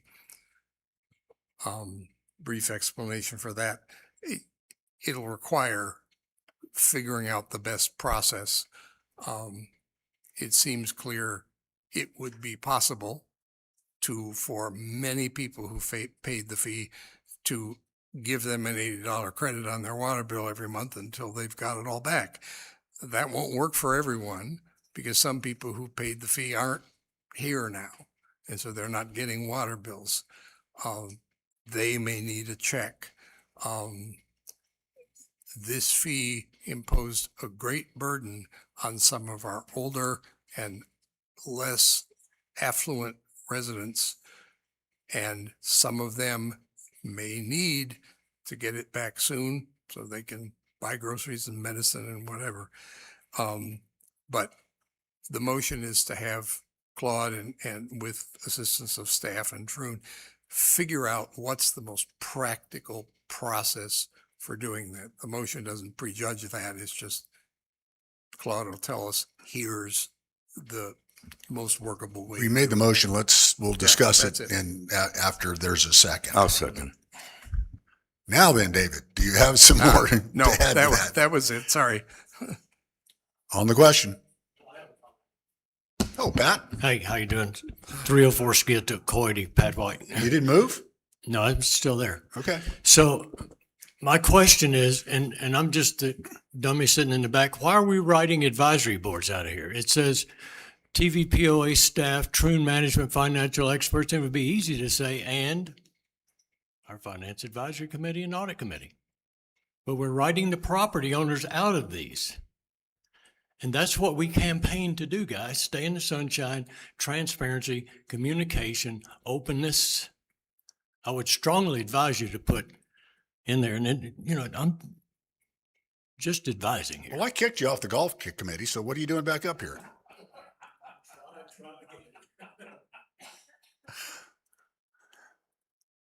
Do you want to amend your motion? No, I would just make the comment. This is a ministerial mechanical task. It's not something they have advice for. It's just let the people who are gonna write the checks or credit the bills or whatever, figure out what's the best and most practicable way to do that. Yeah, because the Finance Advisory Committee was taken out on the last motion. So they're already out. Carla, I think they would have been out of this even if it was the other way around.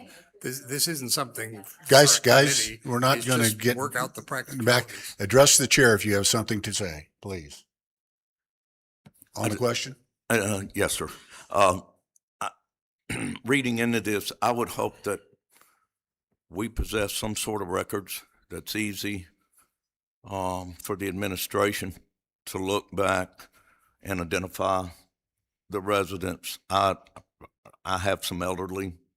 Well, heck, I'm elderly. I have some older residents that live on the street with me. I just would not want them to have to dig up check stubs or have to go in. I would hope that Claude and his staff and the POA staff would look into if we've got records on water bills that they can easily identify.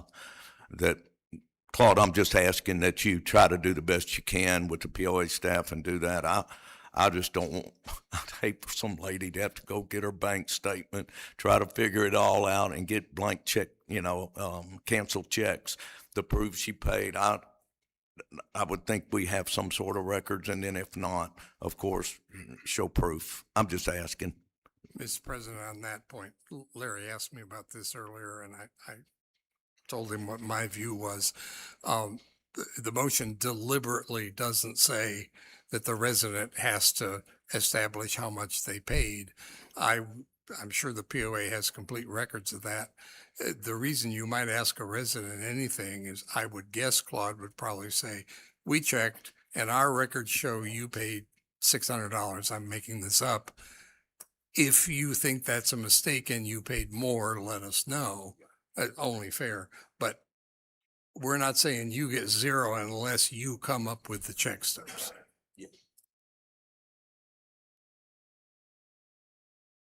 On the question? Hearing no others? There is some confusion, it seems, about the question was, and I know this is the process right, to figure out how to refund it.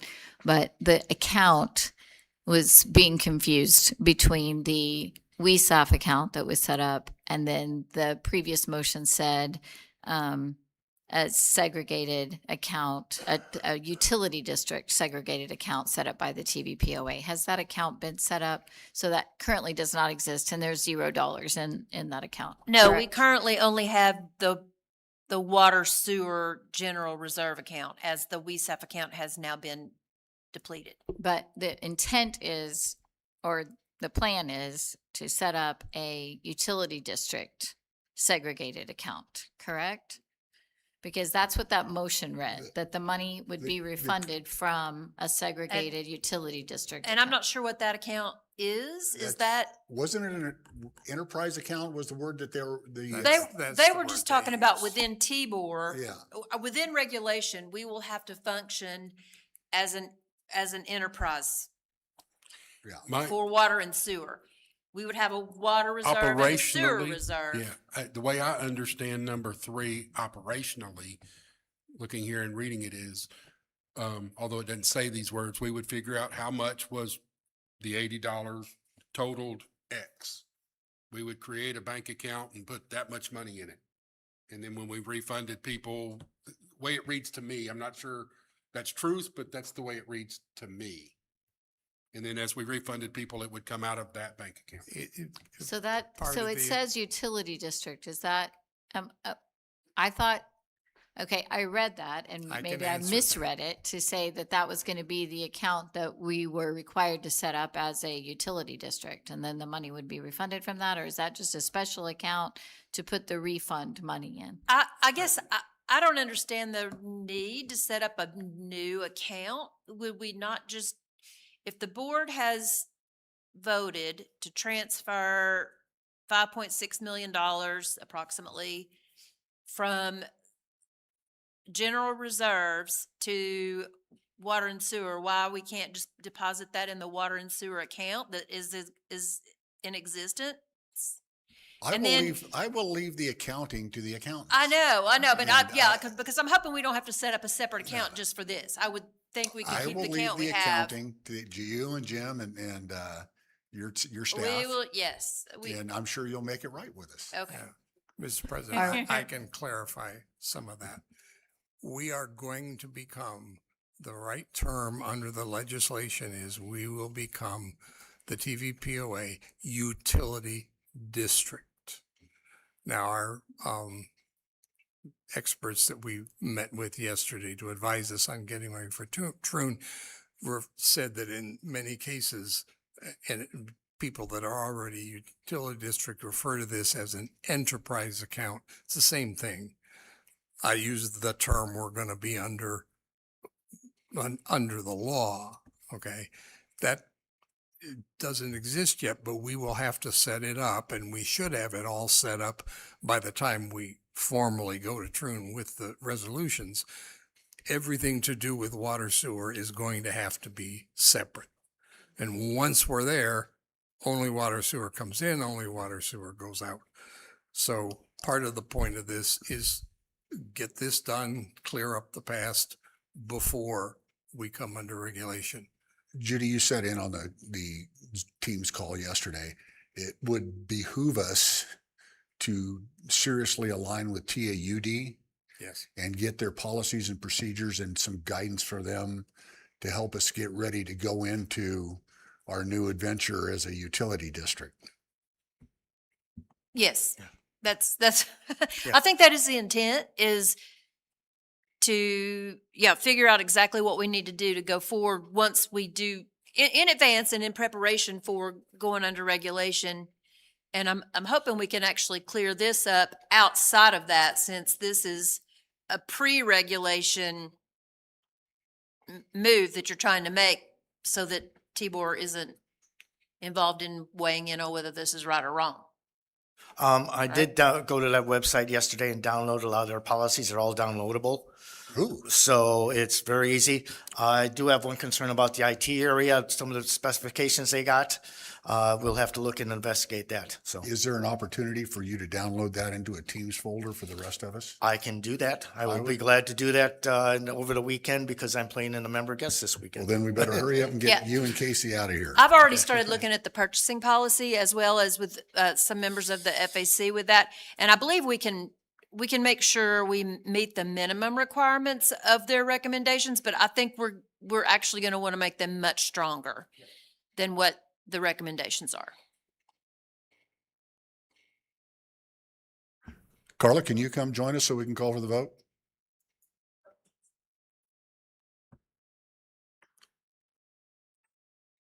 Are you abstaining? I was requested some information from online. Oh. On the discussion? Hearing no further, all in favor of the motion? All opposed? Let the vote show 4-2. I do want to clarify something. Because the motion that was passed said that those refunds would be paid from the TVPOA Utility District segregated account set up by the TVPOA. If that's not accurate, then we should fix that. We I- should take a different board action because that specifically says that that's the account that those refunds will be paid from. And by the time. And it doesn't exist. By the time we get there, we will have established No. exactly that account. We're gonna need it because the whole utility district I don't- has to be booked We separately. have another month to iron this out. That won't happen. I think it should just go into the existing water sewer reserves, and then we will pay it out of that account. And anything that we do different, that account will still exist. That water sewer reserve account will be the utility district account. The only thing that we might do is split it into water and sewer as opposed to water sewer. But that account will not go away, and I don't anticipate it changing even in name. I do think we have some questions to get answered because I'm an operator. So if I put 2 or 3 things that have been discussed here together, by passing this and saying we want to get it done before we're regulated, that would tell me, in my simplicity, it all needs to get moved into a separate bank account only because if it's still in water sewer and we haven't actually paid it back by the time we're regulated, then it will be getting paid back out of regulated funds. And then would come under T-BOR at the time we're now giving Ed his money back because he didn't ask until September. So I think there's some operational semantics we need to work out as to if, according to past motions today, we're going to give this money back. It probably does need to be in its own account, so it's not in water and sewer once we're regulated and still paying it back. But that's kind of an operational I would concur thing. that we don't want it, if it's something that, and it will, that will go on beyond when August. regulation begins, you may end up with a problem. So that, Yeah, it might be- I would agree. We can work out the details. I got faith in you. So many years ago, when Jim West was here, he had these little coupons. MGA, LGA would go out and play golf, and if you won, you got a clubhouse coupon that you could buy golf balls or something with. And then there were 2 of them set up. One was POA, and one of them was Jim West, because he had his own little company. When he resigned and left, man, what a headache. And Claude just brought it up. You need to put a date on it. Number 2 says, if I request, under motion 3, if I request a refund, you'll refund me. Do you want to do that 10 years from now? 5 years, 3 years, 1 year? So number 4 needs to have a date in there somewhere. Like a termination A date. termination date, absolutely. I think we can carry that. I think we can put that, because we're being asked to give recommendations. We can make that as one of the recommendations. It's a wise point. Good call, Pat. I might let you back on the golf committee.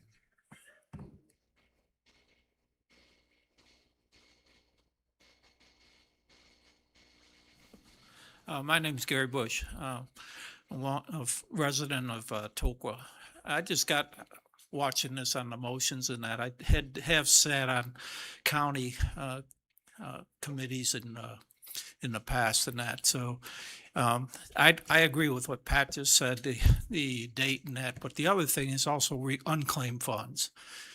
If you put a time frame, what do you do with the unclaimed funds? And the one thing, yeah, the $80, I agree. There are people that really it hurt.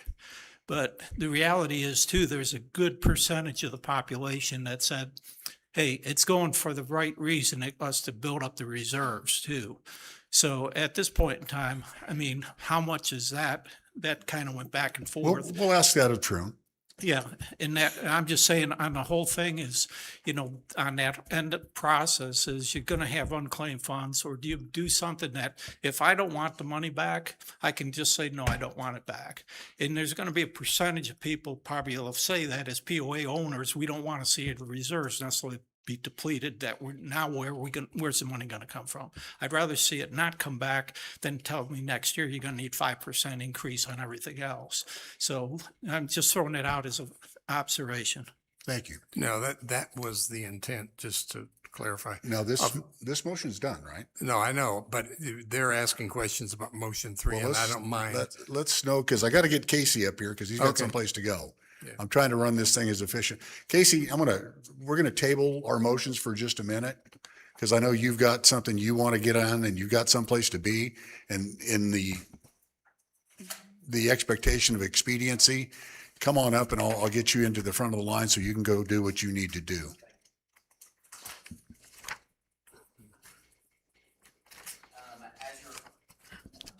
As you may or may not be aware, we are coming to the end of our 5-year operating lease with Club Car.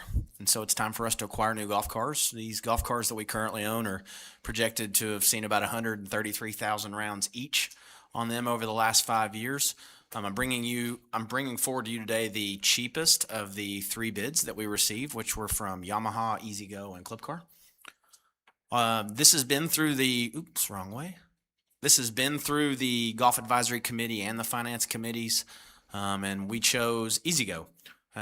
Claude sat with me. Thank you, Claude. As soon as I learned you were coming on board, I had another PGA member, and he said, I'm your Huckleberry, and we dove into this. So EasyGo does a lot. I won't spend a lot of time on this. A lot of same things as Club Car. They're very, very similar. What I do like about EasyGo is their pedals actually hang from the floorboard, or from the dashboard. So they're drop pedals. As you're aware, our current Club Cars come out of the floorboard, and pencils, ball markers, tees, those type of things drop in there. They're hard to clean. But this was a great fix for that. It fits easy with the heel to toe operating in terms of hitting the gas and hitting the brake.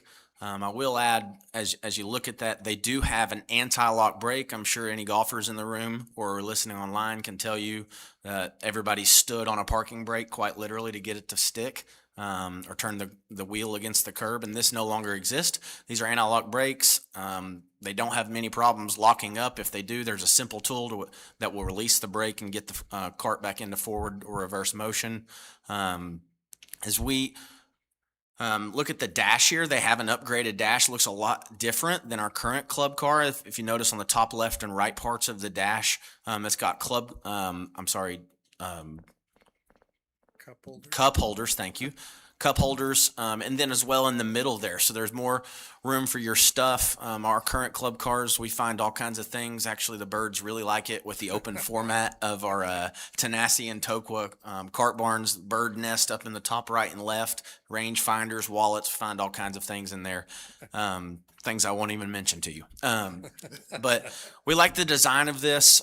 Claude and I felt that, I think Claude, you agreed, they're pretty similar in design and look. For us, it became more of the pace technology piece. This is something we use every day, not just all golf professionals, but our hourly staff, who's an influential part of what we do within Tellico Village Golf. Any staff member can access this through a web browser, an iPad, laptop, anything, and you can see everything listed on the screen. Where we really utilize this is, I'll give you a great example, number 13 at Tokwa. We just redid the path, and it was a problem. We're actually really lucky that there were no accidents going down that steep hill from 13 green forward to 14T. As you cross that road there, I'm sorry, I don't know exactly what road that is, but Now we've obviously fixed the cart trail at 13, but we're able to slow our golf carts down to 1, even 2 miles an hour to really make sure we prioritize safety of our patrons when they're on property. And the Tanasi clubhouse build in and around the parking lot, there's been construction vehicles and everything, and we thought it was great.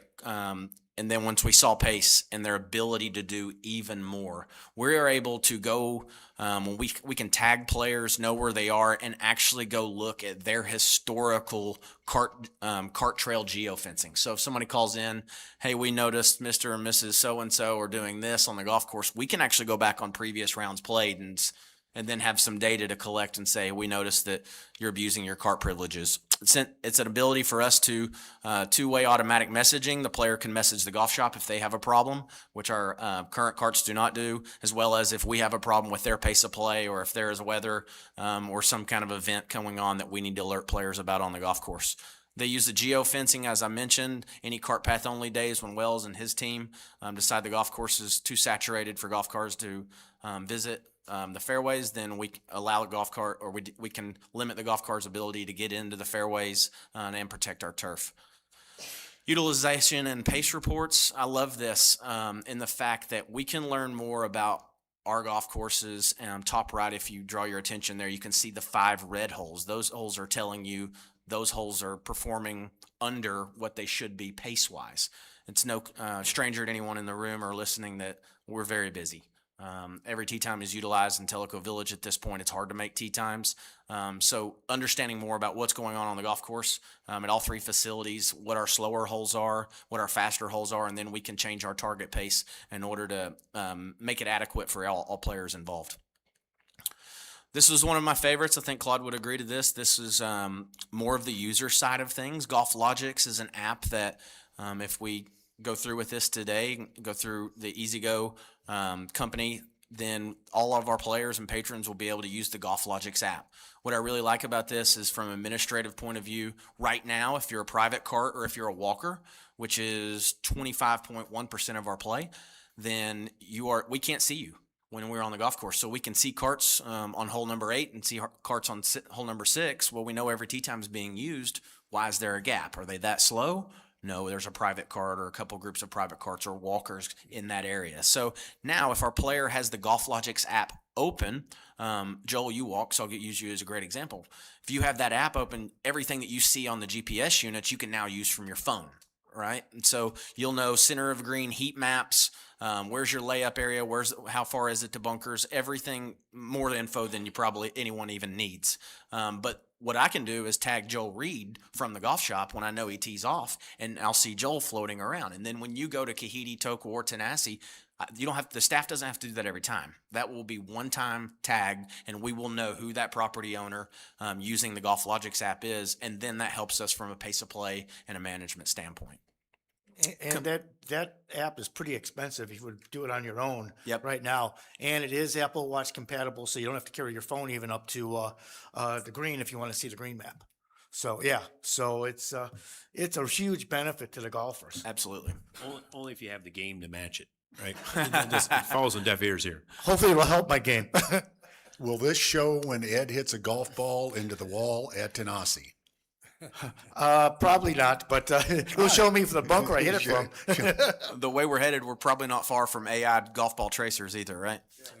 Comparisons. You'll see the club car lease was $1.35 more per cart per month. The Yamaha bid was quite a bit higher than both of these.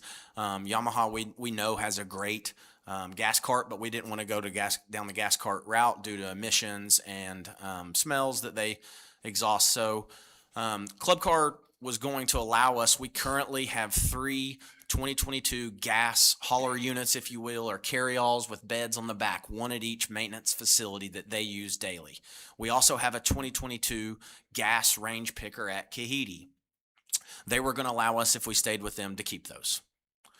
EasyGo has said, and read the verbiage here, if you go with us, we will give you, not at the end of this 5-year lease, take these back, but we will give you to own forever 3 2025 lithium hauler units for our maintenance teams to use. No more gas, lithium batteries that are projected to last anywhere from 8 to 10 years.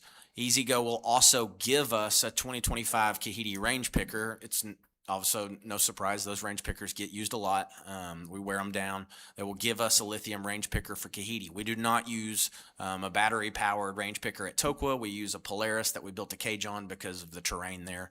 Tokwa's not included in that. And also the EasyGo includes the Golf Logics for our members.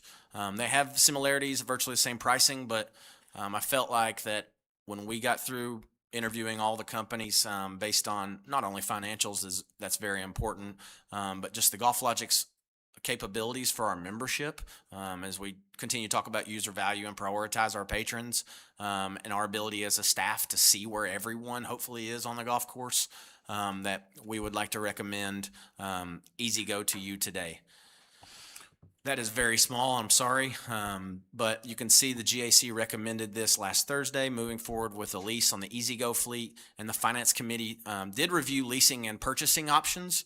They recommended the leasing option. I know some of you were present for that discussion as Jim Hinckley and team ran through some buying versus leasing options, and it was decided it was probably smartest just to keep it in the golf operations budget, as it just comes out as an expenditure of that each month.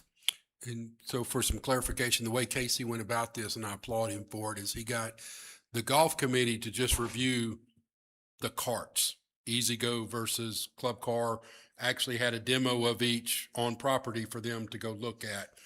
They chose EasyGo, just evaluating the carts. IT came into it some, but evaluating the carts.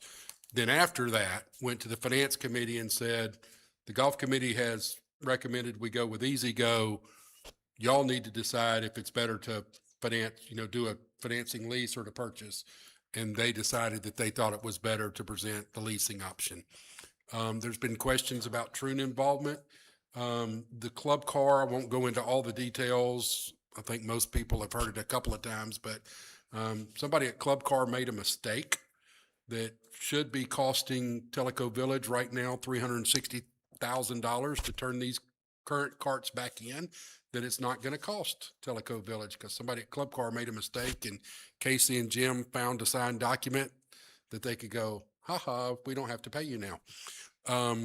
So being with Troon didn't help the the new Club Car quote, because they needed to fix what they'd messed up. It did reduce the EasyGo quote by 5%. So it made probably the better cart also the better price. But that's kind of the process Casey and his team went through, just so everybody understands the process.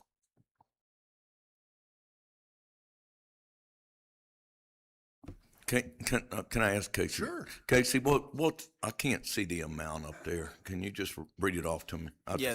That's the purchase price. It's $7,000. Yeah. So, but if you don't look, I would ask you don't look at that, because that doesn't include the GPS screen pricing, which we obviously need. Your total purchase price, if you included just the golf cart and the GPS of the EasyGo, would be $9,736.45 per golf car. Yes, sir. Is there a motion here? I'll make the motion that we accept the EasyGo lease for $151.20 per cart per month with the GPS systems and the golf trucks application for the users. I'll second, and maybe Casey will let me drive one day. I got to help Claude drive him around the building the other day, so I got to see them both, and they're both very nice carts, and EasyGo is a very nice cart. Deal. Motion second. Any discussion? All in favor of giving Casey his new toys? All opposed? Thank you all. Thank you. Headed to member guest. If you'll call EasyGo, I'll call Club Car. That's perfect. I'm right behind you, Casey.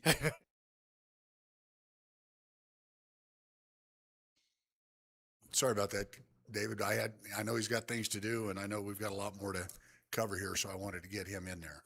You will be unsurprised that at my age, I've forgotten what I was about to say. So You're supposed to have one more motion, or we can table it till next meeting.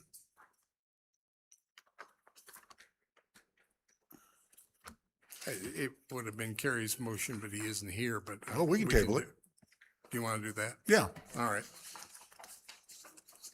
we still got we got the Joel show to come up here in a little bit, and let's go ahead and table that for us, Karen.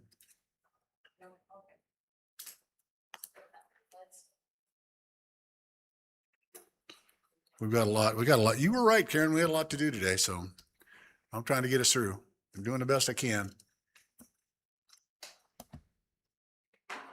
So what's left? BSC and capital request. Can we do, timeless Tellico. Oh yeah, we finally got a picture, didn't we? So is there a motion here? So I don't know if Dave Whelan is still here or not, but yeah, here he is. He's our Timeless Tellico Foundation representative today. And he was just here to share with us the verbiage for a plaque. And I'll let you go ahead and tell your story. Yeah, this is what we're proposing as far as verbiage go to put in the golf experience area. Actual location is not determined yet, and we're still working through colors and things like that. That goes with the facility and such. But what we're trying to do is nail down the language at this point, so we can finalize the colors and placement, et cetera. So you can't see it on this slide, but above golf experience at Tanasi, it says Tellico Village. So it says the Tellico Village Golf Experience at Tanasi, presented by Timeless Tellico Foundation, with special thanks to our donors and sponsors who made it possible. April 22nd, 2026 was when we opened up the simulators for use. So the motion? I'll make a motion that we accept this, this plaque for, from Timeless Tellico at the Tanasi Golf Experience. Is there a second? I'll second. On the question, I'd like to chime in here real quick. The only thing that I would like to make sure of is that Christine and Casey are both happy with this one before we just allow it, sizing, placement, the whole 9 yards. Yep. And when we get ready to get her done, bring them into it, please. I agree. On the question. Seeing no further, all in favor? All opposed? Thank you. Thanks, Dave. Golly, we're starting to speed up now. You want to do the capital request and then I'll let you, can I move them in front of you so I can, Joel? Are you not going to talk about your topic? The one that was on the agenda before the Oh, motion? no, some of those have been hit already, so. Okay. Yeah. Can we get the capital request in front of you? Okay. Who's asking for money today? Come on up here and get you some. Uh-oh. He's wearing a jacket. This could be ugly.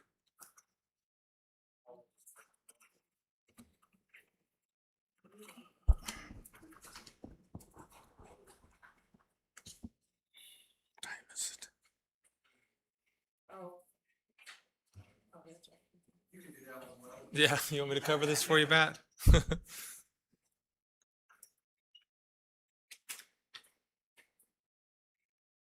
You want me to wait?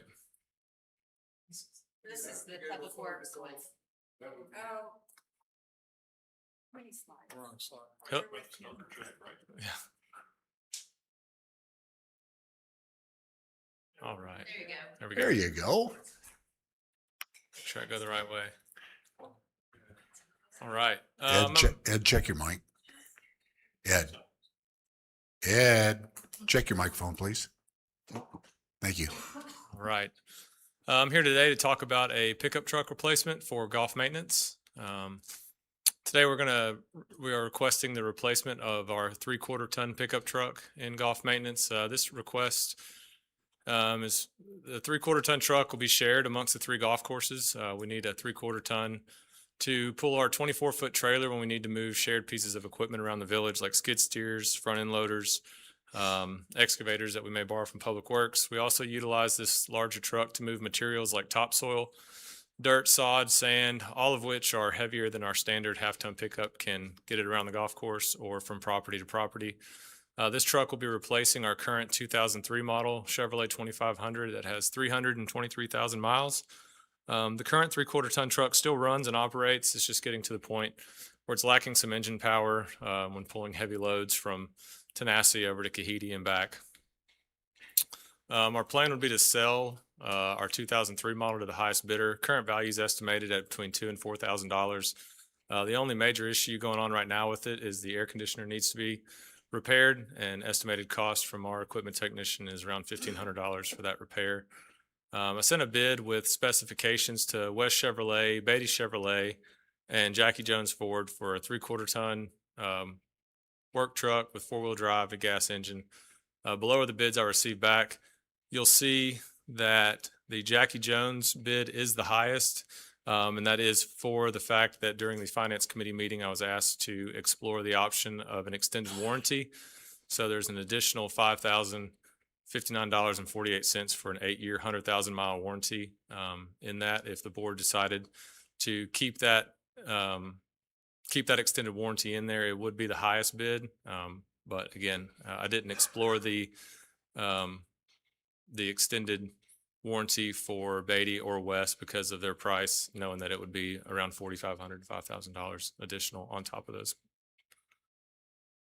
Jackie Jones is the lowest bid with the standard warranty. Again, I just covered that. I was asked to add in the cost of the extended warranty. I didn't explore with the others. With the information, I would like to recommend the purchase of the Ford F-250 4x4 from Jackie Jones Ford for $61,807.29. And before we cover that, again, I've kind of done this all year through all of our capital requests. As you can see, it's been a big year for golf maintenance. We've gotten a lot of equipment. Next year, I do not expect to be this robust. But with that being said, we've done a really good job working with our vendors to try to get the best price possible. And right now, if this was approved and our last 2 funding requests come in about where we think they are, we'll finish the year around $80,000 under what we were budgeted at the beginning of the year. So I'll swing back for that. And I'll be willing to take any questions if you have any. Hearing no questions, is there a motion? What engine's in the Ford? 6.8 liter gas. They had a 7.3, but I was told unless I'm hauling a 50-foot fifth wheel, I probably didn't need the 7.3.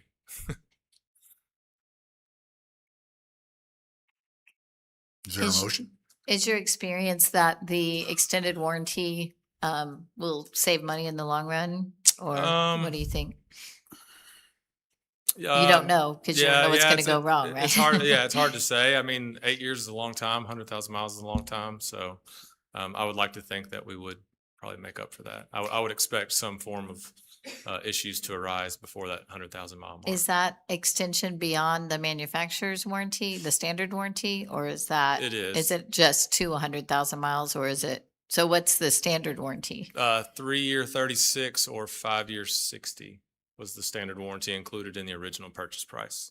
And Okay, this is the so this extended is warranty. extended beyond that. It is, yeah. This Okay. is the extended warranty from Ford. Perfect. I am told by Ford owners in my neighborhood, always buy extended warranty if you're buying a Ford. Uh-oh. I'm repeating what he said. Yeah. Okay. Is there a motion? Ed, get up here so you can go golfing. I'll make a motion that we approve the Jackie Jones 1/4, 3/4 ton pickup truck replacement for I don't want to see what's the other price. 61,807, but that's with the warranty, isn't it? That's with the warranty. Okay, with the warranty or without the warranty? With Okay, with the warranty. Okay, with the warranty for 61,807.29 From general reserves. From General Reserve. from General Reserves. Oh, thank you. Second? On the question? All in favor? Thank you. All opposed? 6-0. You're batting 1,000, kid. Larry had a hard time raising his hand for that Ford. I couldn't oppose the vehicle. I mean you, but I wanted to oppose the vehicle, but I couldn't do that.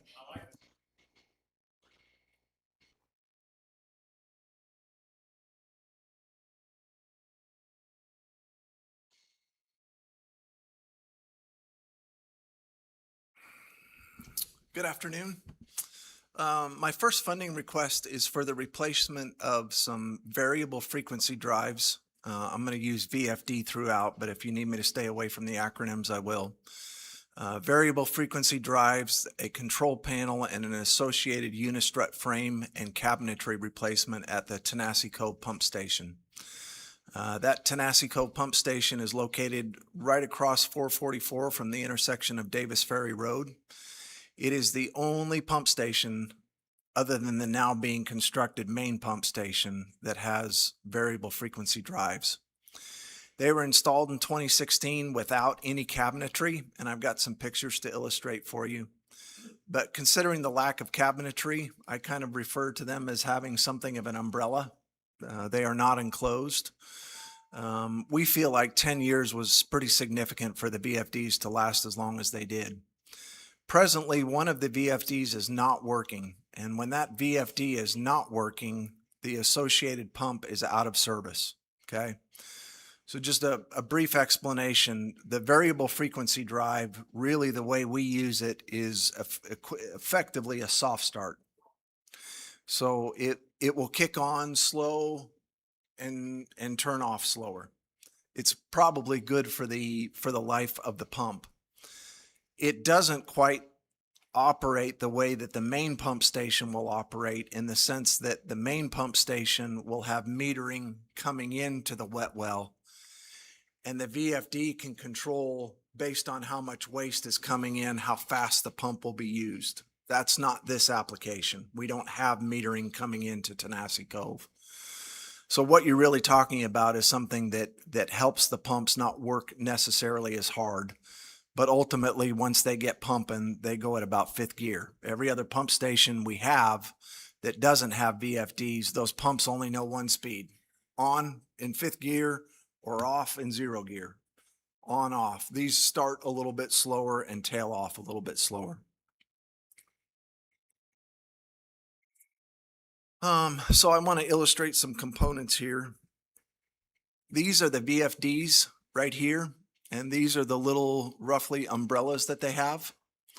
That's the control panel, and that's the SCADA system. That's the mission system that transmits some information about how long the pump works, and some other information. We can get high wet well alarms from those as well. But this funding request includes the replacement of the VFD that is not working, the replacement of the VFD that is working, since it's just as old and exposed to the elements, a new control panel, which is also working. And I want to point out, I don't know how well you can see it in this picture, but this unistrut is just basically some metal infrastructure onto which everything is mounted. That unistrut is attached to the brick wall that you can't see. It would be right over the ledge if you're driving on 444. That metal unistrut is just plain galvanized. And in that environment where you've got sewer gases and kind of stuff, that it just, I don't know why that was done, but you wouldn't do it in today's times. You'd use stainless steel. So as part of all of this, we want to put something on here to mount the equipment that would be something that's going to last considerably longer in the harsh environment. And also, as part of that, we will get control cabinets for the new variable frequency drives. So we sought pricing for these 5 components from 3 vendors: WasteCon Incorporated, RW Contractors in Chattanooga, and Water and Waste Equipment in Cleveland, Tennessee. We did receive a quote, I think, for the equipment, but not the labor, from Water and Waste Equipment, which is generally not helpful. But the 2 others from WasteCon and RW Contractors are clustered pretty closely, such that we feel pretty comfortable they understood what we were asking for. I wanted to have some follow-up conversations with the vendors to talk a little bit about the equipment. With the WasteCon, we have VFDs that are specified as Danfoss. Our current VFDs are also Danfoss. The control panel specified as a Grundfos. It's compatible with the mission SCADA systems. There's no concern about continuing to receive the high-level alarms and information we can get remotely. WasteCon indicates 2 to 3 week lead time from the manufacturer and about a week for installation.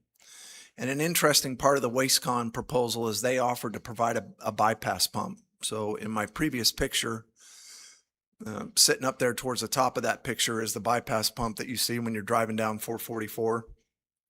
They offered to let us relinquish that lease to the company that we rented it from, and they are going to bring in a new bypass pump immediately, even while they're waiting for equipment to show up, and that is included in their bid. Speaking with RW contractors, again, similar type equipment. The duplex panel is probably the same one we have with a different label, so we're familiar with it.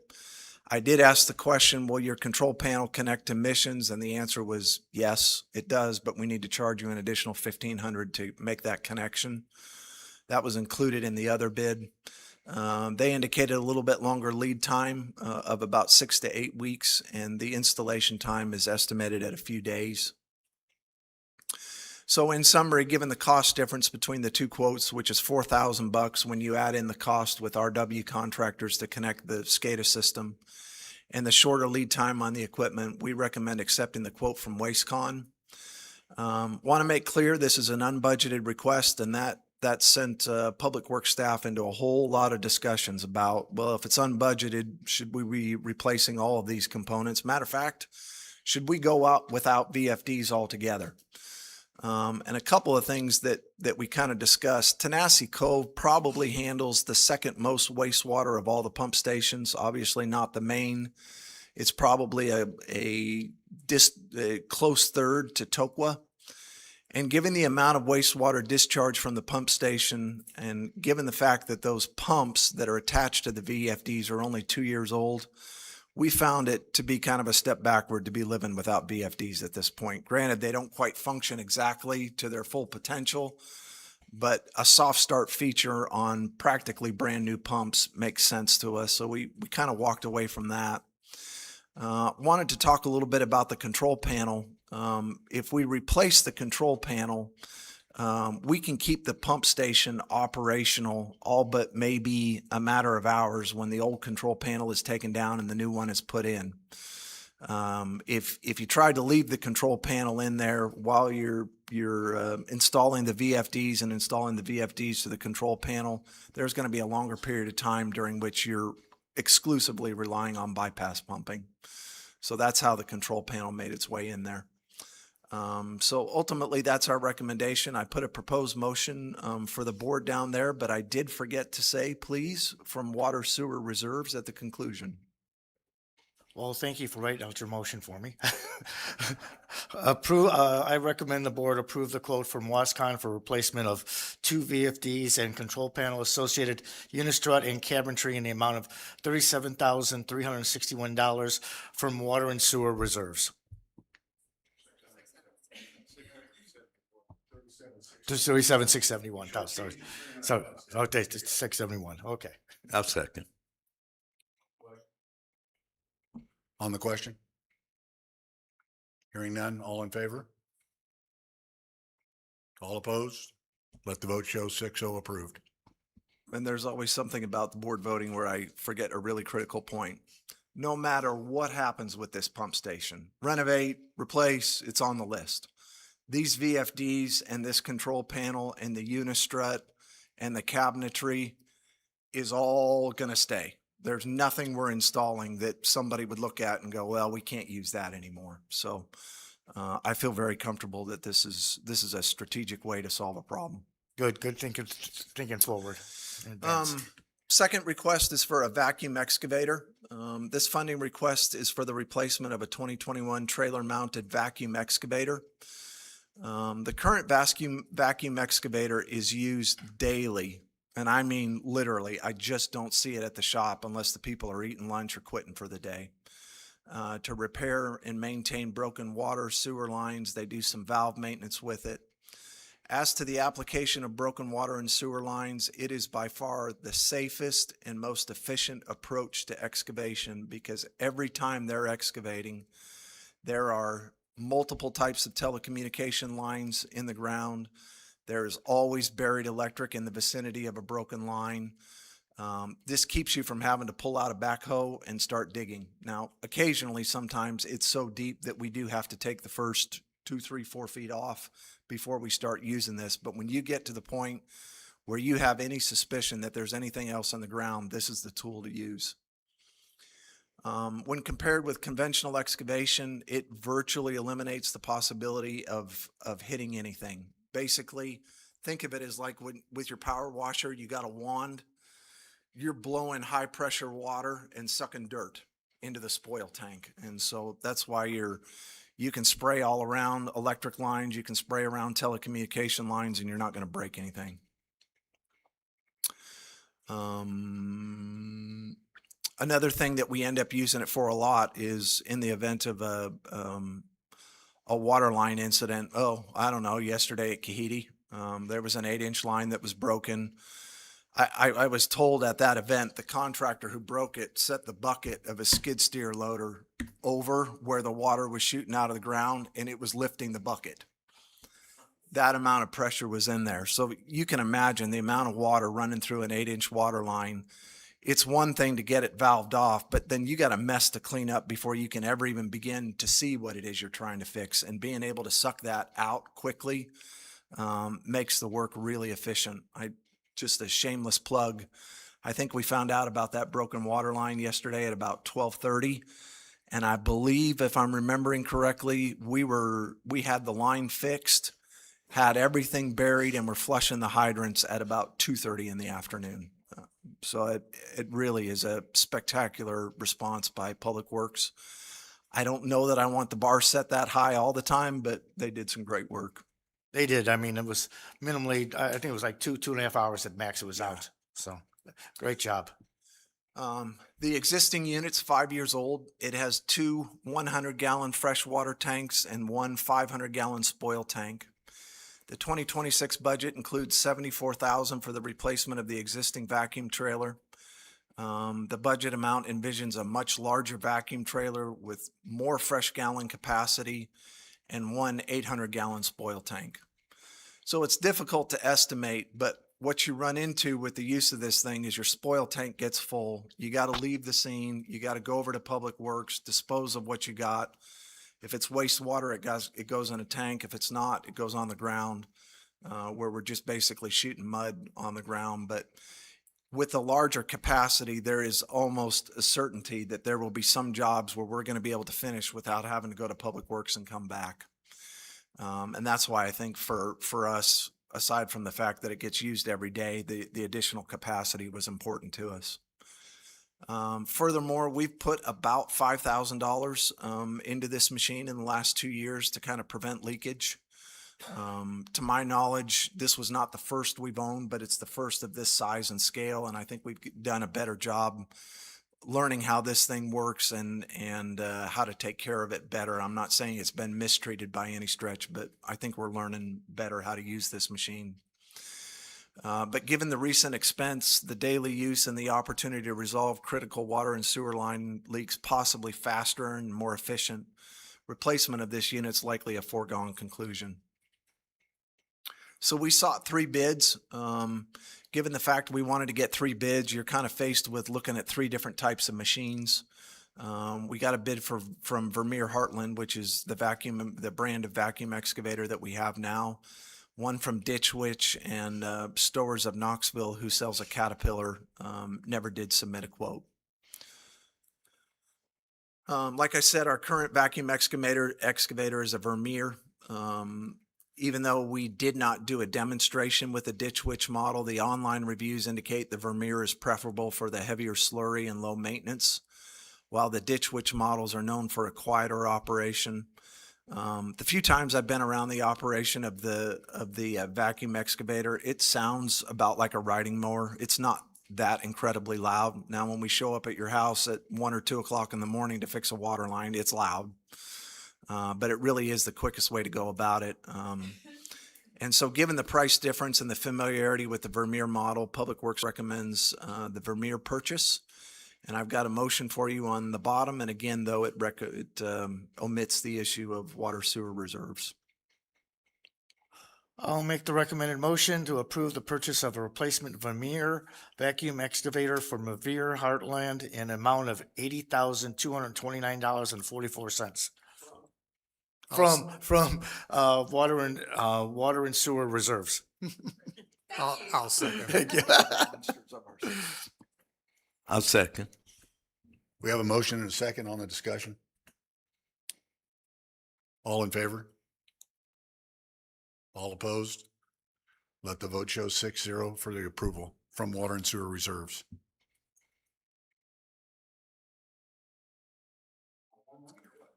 I think I'm done, but do you want me to try to take us back to the beginning of the balanced scorecard, or you do it?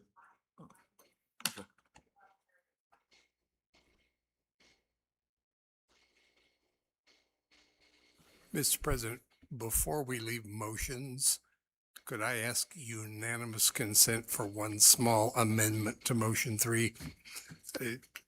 Listening to Judy, sometimes I learn things out of all this, and I realize there's a timing element. And to make that not a concern, it would be better if motion 3 said, pay such funds from the TV POA water sewer reserve account. That account, as we move through time and become a utility district, will get renamed. But it hasn't happened yet, and we don't know how fast, and it exists under that name today, so it might make Judy's life easier. So I'd ask unanimous consent to make that one change. Judy? That'll be fine. We can move forward when we start the utility district and make sure we have brand new account. We can make sure it's separated. That'll be fine. That'll be fine. Yeah, no, I was looking ahead when I wrote those words in the first place, and I realized. Chief, sit down. We're going to have a vote. I realized talking through this, we don't know exactly how long stuff will take.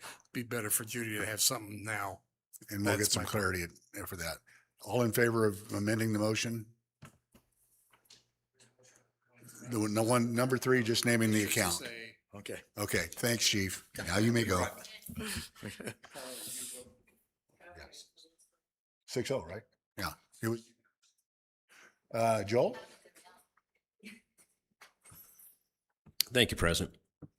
So I know it's, wow, very late. So I'm going to try to go through this pretty quick, but try to keep it exciting. Next slide, please. Again, the overall balanced scorecard strategy map. Next, please. We're going to be going over the 14 initiatives as highlighted here on the right side of the screen. Next, please. So let's get started. First one, property owner satisfaction survey. So as you know, we changed from going from 50 a month to 1,100 a month with the goal to survey every property owner that we have an email address on by the end of the year. So one of the questions here is this 85%. Ignore that. There is no target. This is an establishment year, so I know that's a little bit confusing. So it's 73.8%, but I just want to tell you this has been, it's exceeded my expectations with how they've come up with this methodology for getting surveys and the survey itself and the feedback we're getting. Next slide, please. So let's go over a little bit of the details. So we want your feedback, and this is why we're reaching out to everybody, not just 50. The survey takes an average of less than 13 minutes to complete.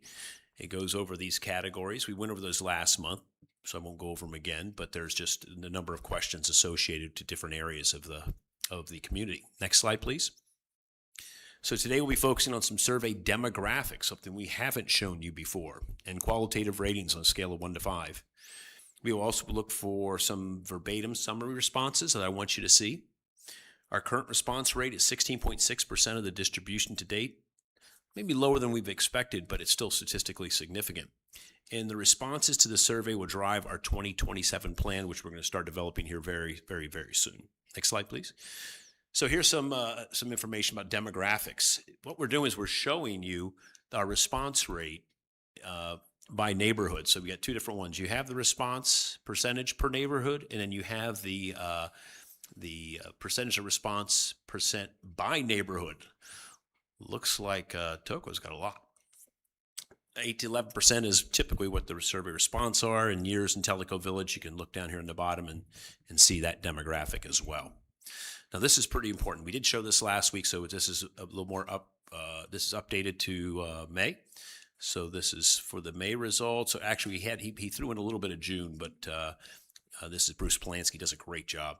So here's the four major quadrants. So how are we doing on a scale of 1 to 5? POA infrastructure, just under 4 stars. POA amenities activities, 3.8. Our lowest scoring one is POA fees and cost. And as you can see, there's a breakdown of how the responses are. We're coming at 3.37, and then the POA operations at 3.7. So survey ratings were completed with some verbatim comments, and what Bruce is doing is he's putting this information together and coming up with like the top 5 responses based on the words being used. So the strongest opportunity for increasing satisfaction appears a combination of road improvements, infrastructure replacement planning and communication, recreation facility modernization, faster brush and leaf pickup, and enhanced road and pedestrian safety initiatives. These 5 areas account for the majority of the negative verbatim comments we're getting. So that's good for us to know this. Here's just some analytics. When the survey were sent out each time, this is actually the 4th month that we've done it. So you see the survey goes out and responses come back typically within a couple of days, a majority, and then it wanes off until we send the next one out and then the next one. So some people will respond a little bit later, might let sit in their in basket, but overall, you can see that the percentage, I don't really like the trend on the number, the percentage of responses. It's going down a little bit, so I'd like to ask for TVPOA keep maybe some of our communications to the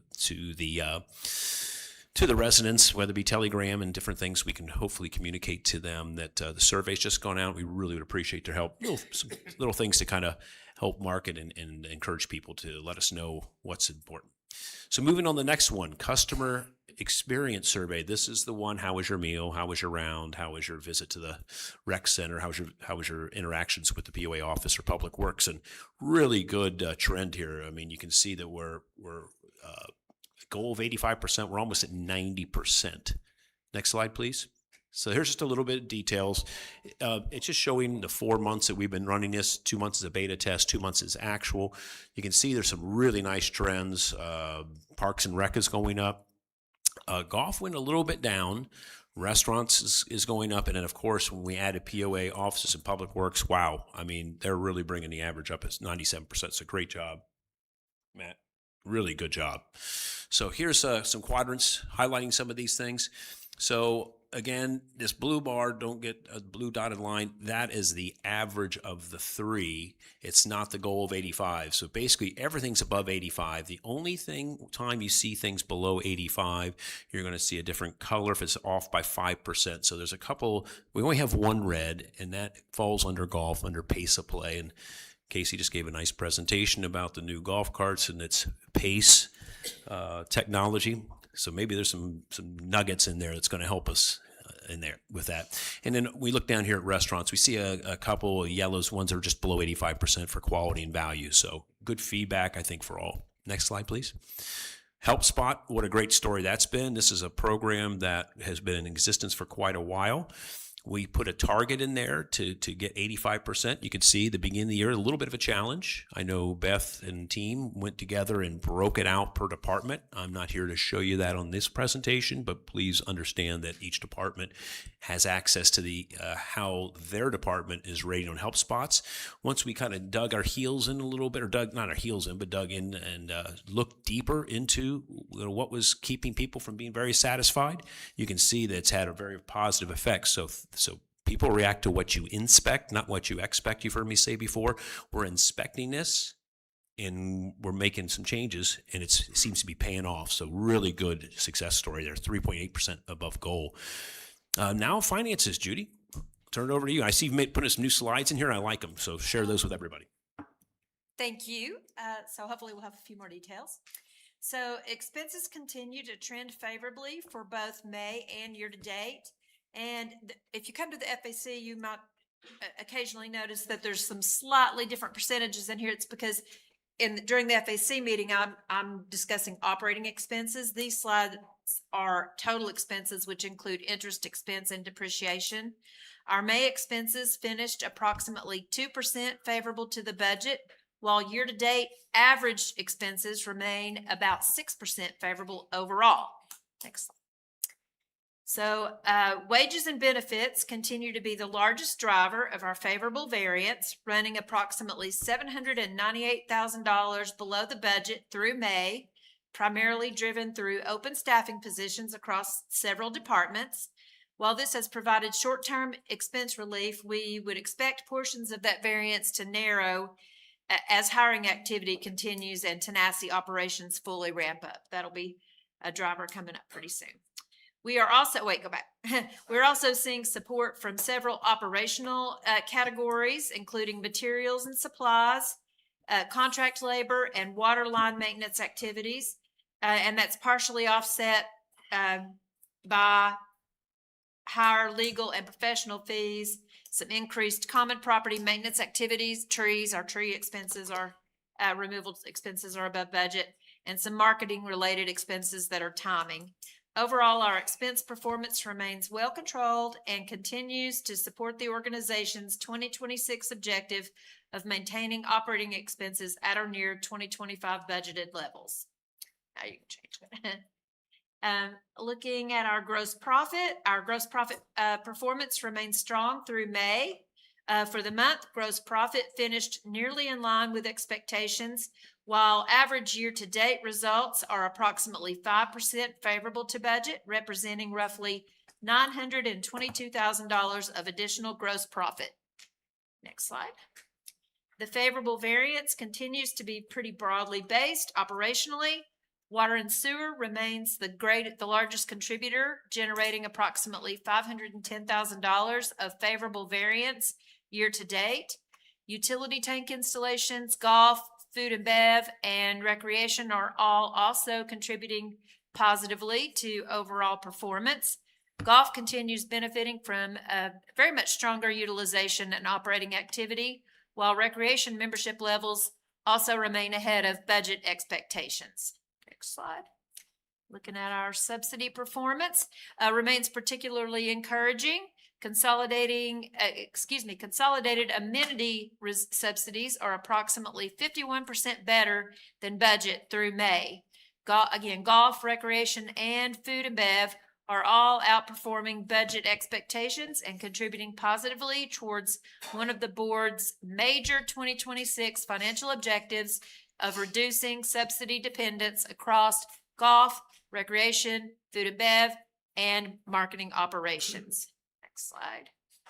So this is our reserve contributions. These favorable operational results continue flowing through to our reserve contribution performance. Through May, contributions available for reserves totaled approximately $4.7 million compared to a budget of approximately $2.6 million, producing a favorable variance of roughly $2 million. Oh, you can go on to the next slide. I'm sorry.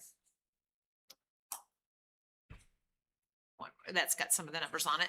The stronger reserve contribution performance reflects a combination of favorable gross profit performance across multiple departments, controlled operating expenses, particularly wages and benefit savings, favorable interest income generated from reserve balances remaining elevated longer than originally anticipated due to the timing of our capital spending, and also gains associated with land and lot sales activity.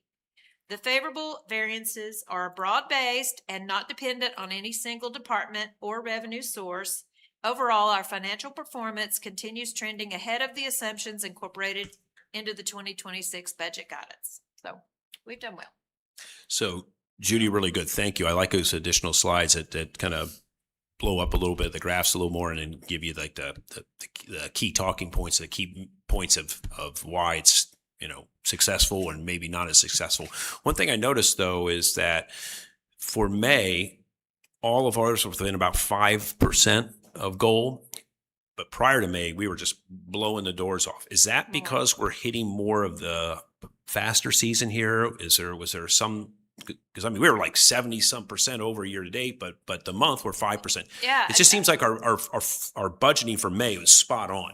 Right, we had some great performance. Better. We're beating the targets, but we're not blowing them out of the water like we were earlier. Right. Do you know why? And I think a lot of it is, that we budgeted more for those higher months. The water,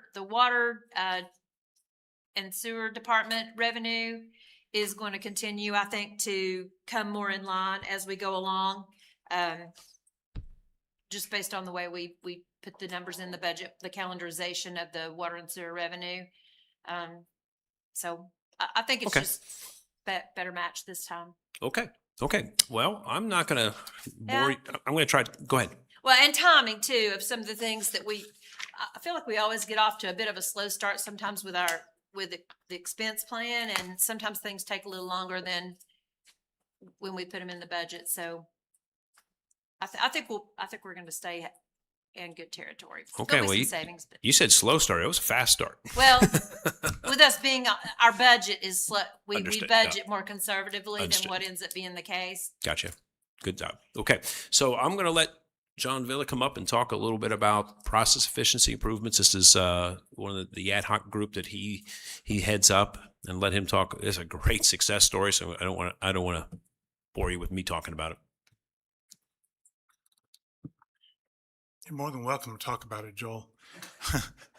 I wasn't planning on presenting today, so just bear with me. As Joel said, way over target. It's myself, Guy Calkins, and Matt Benoit have been the three who've been the kind of organizing this and identifying the opportunities.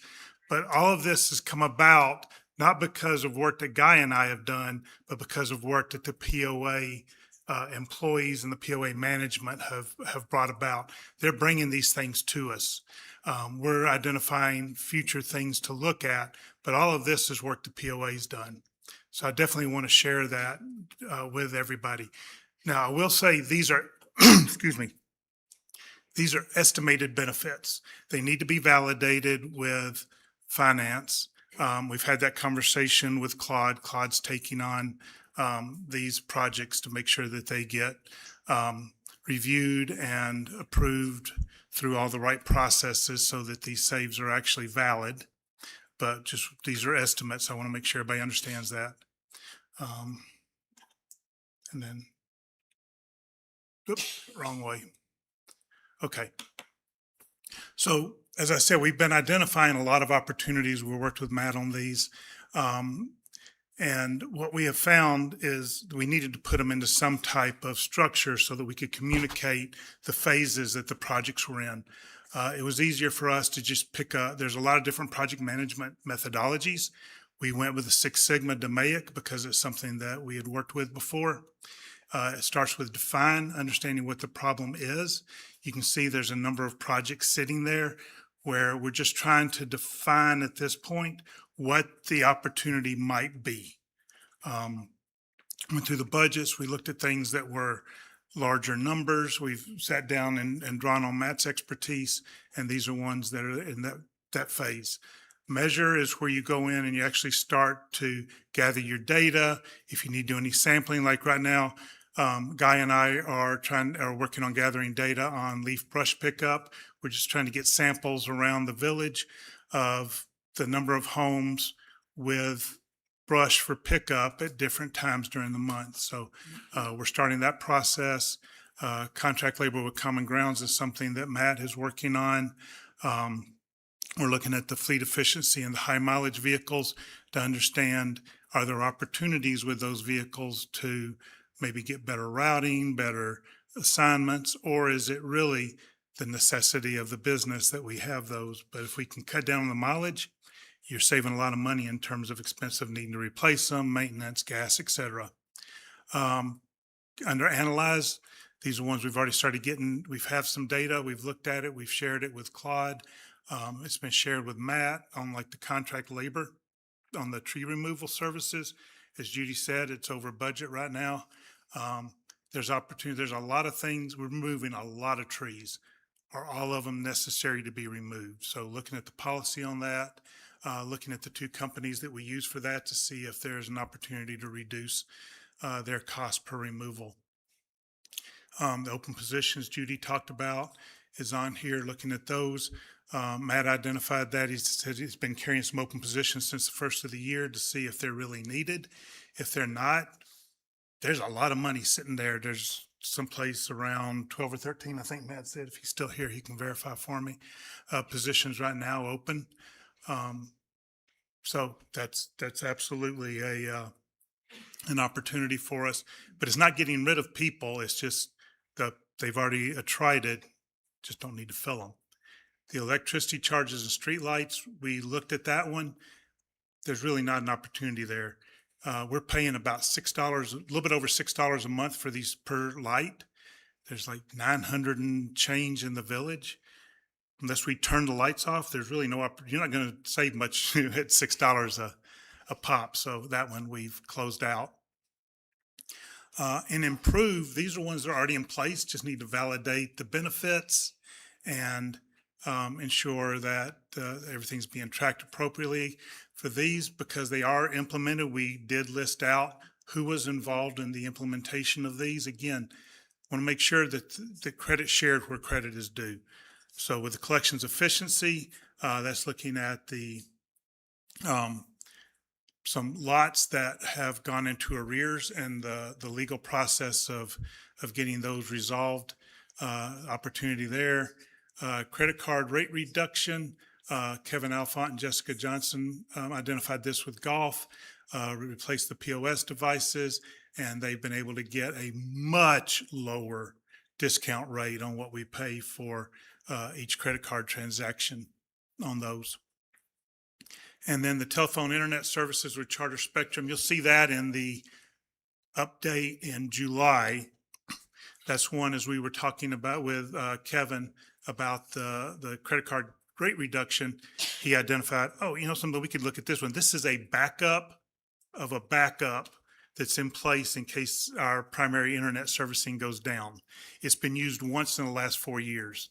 So he didn't see a reason to continue to do it. It's not huge. It's about $16,000, a little bit over $16,000 a year. But you're talking about a 1 to 2 hour activity to save $16,000 a year. That's pretty good return on investment. And then the employee health insurance plan, as you can see, there was a lot of resources there. It was consolidating everything into one plan, lower rate, increased benefits for the employees.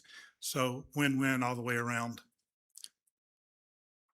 And we've been, like I said, we've talked to Claude about some of these. We've actually reviewed all of these with Claude. We've sat down and talked about which ones Claude is going to own going forward, versus which ones Guy and I will continue to operate. Claude, I sent you that yesterday. I don't know if you saw that email yet or not. Any questions? Just something that I should have pointed out on when I was going through the finance slides, but also kind of pertains to a couple of your things here, talking about open staff positions and the changes that we've made to the employee benefits. In addition to being $798,000 better than the budget right now for wages and benefits, we are also $450,000 to the good year over year. So that's actual from 2025 to 2026 through May. It's amazing. Mm-hmm. Thank you, John. Next slide, please.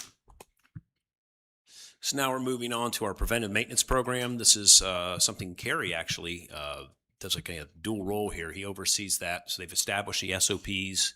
What they're doing is they're finalizing, there's a fourth step there. POA creates PM checklist and matrix. He's working on that now. They have a first version of it, but they're still capturing some assets that may have been overlooked the first time. So we want to make sure that we get those incorporated, and there'll be more information on that in the near future. Next slide, please. Innovative new programs. So although we show you a gross number over here and look like it's year to date, it's actually supposed to be a net number. So we just did that for illustration purposes. We'll get that corrected for the future, but officially we're starting in May. Maybe a little bit behind in this area. Claude, did you have anything you want to say about this? Well, we are a little behind in this area, but we've been working on some plans. I am not making any promises, but as a part of the golf cart quote process, as a separate item, we got them to quote us a utility type cart that would have a hot box on the back of it, that maybe we could start doing some delivery inside Kahidi, since it's a contained neighborhood and we don't have to cross roads. So that's something we'll be looking at. We're looking very hard and have made some really good strides in our efforts for catering business and how we might in the future be able to do catering to your home, or cater parties better and be better at returning calls when you call us about catering events, and handling those better. So we've got a lot of things we're looking at that we think could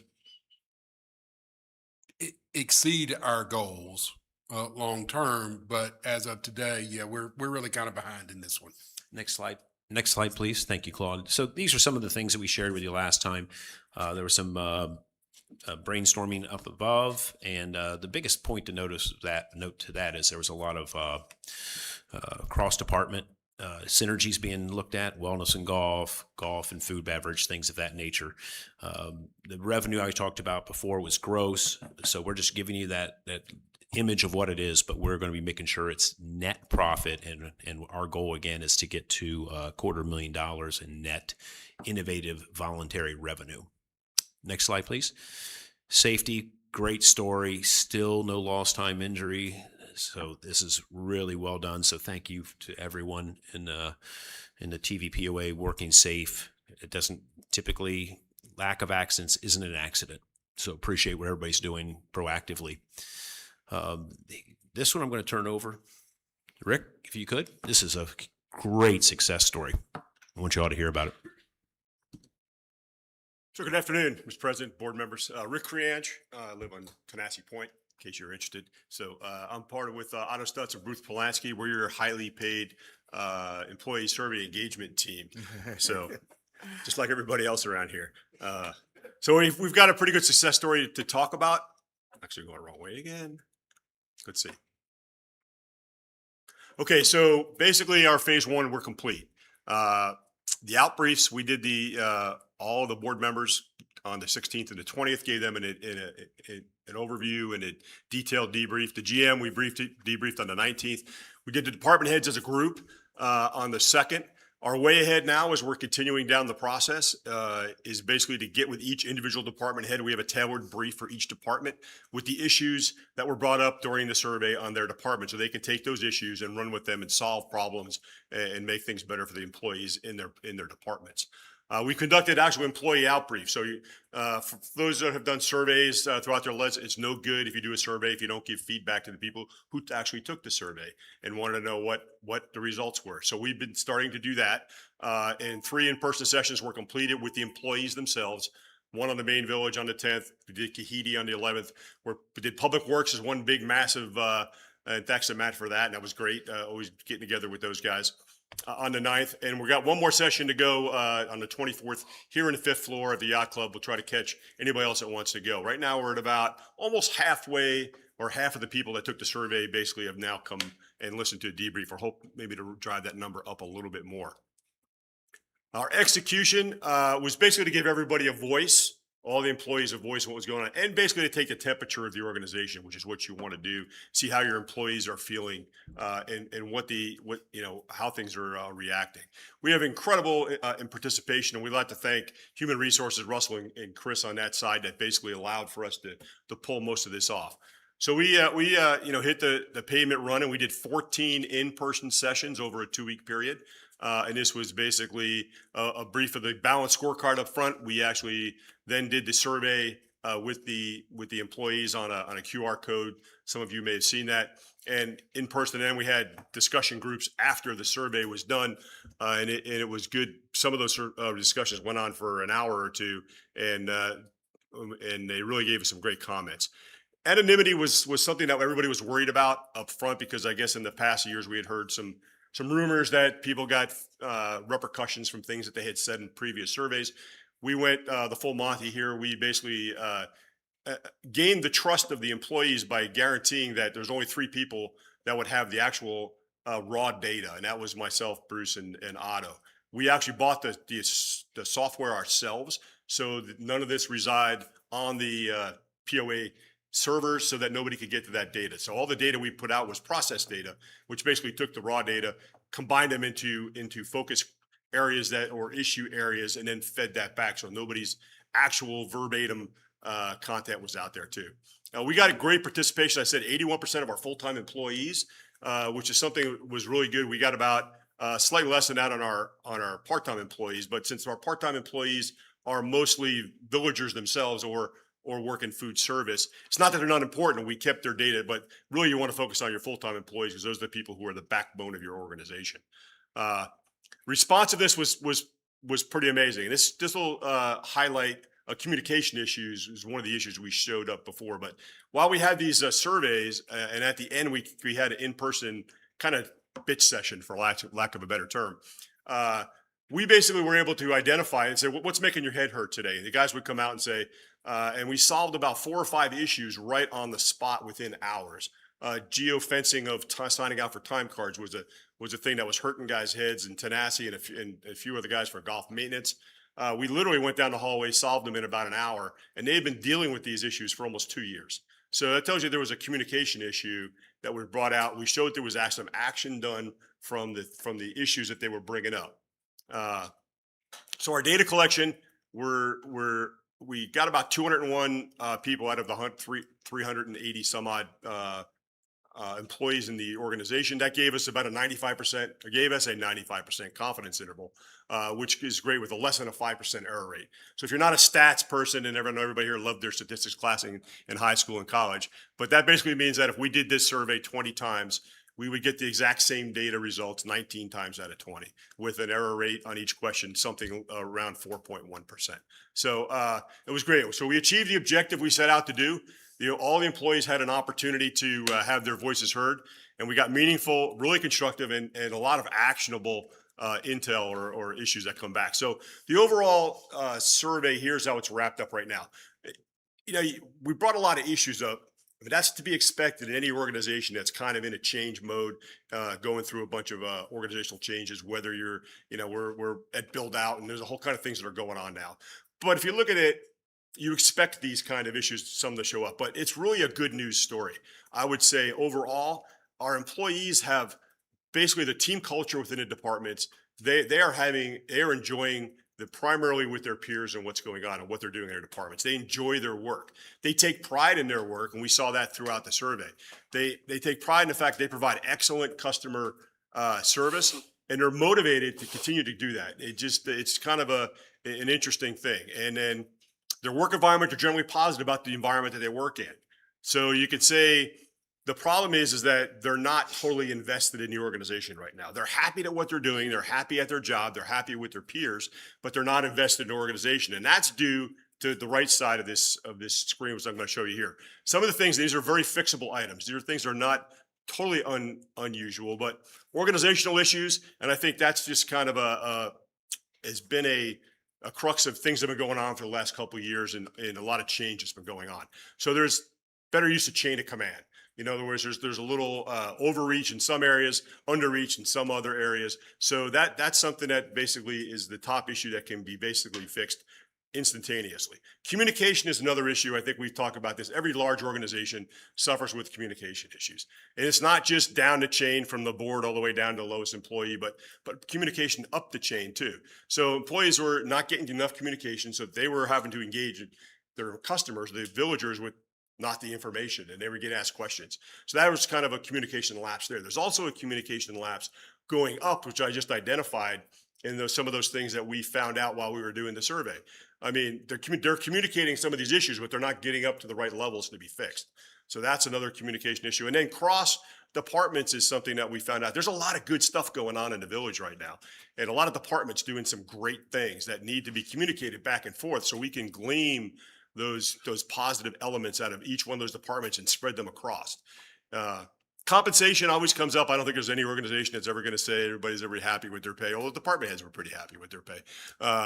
But it wasn't in that I'm getting underpaid. It was more from a perspective of, which kind of surprised us a little bit, from people basically being performance-based pay. They felt that if somebody's busting their butt and doing a good job, that they basically should be ranked on their performance. And the guys that are just kind of sloughing by, we see that you can see that, and you've all been experienced in all the organizations you've been into. But that's something that was brought up more than just the pay itself. And I think periodic reviews is something that we saw said were being done, but really aren't being done. And the employees really basically said they wanted to be reviewed on what they were doing. They want to know what they're doing good and how they need to improve. And this was something that they brought up routinely throughout the survey also. Growth and development is kind of one that kind of came up a little bit. This is not really an organization, and the employees here there's not really a lot of pathways for people to move through the organization, but there are some places in this organization that there are places for career path growth and career development. And in training, people were citing, sometimes, and I think we gave a great example. If somebody wants to take an agronomy course and that works in the golf department, we should be able to support training, even if that training is going to lead them to go somewhere else. That's just something we kind of have to take as a cost of doing business. But we may get better employees, we get better reputation throughout the industry that way too. And then the only one, the customer interaction one, we put one question in here on customer interaction just because we're kind of curious about, because you hear the rumors floating around, all this kind of stuff. Most of the customer interaction is absolutely outstanding. But what surprised us a little bit, there was almost 17% of the employees that said that they had some sort of negative interaction, more than just somewhat, negative interaction with employees.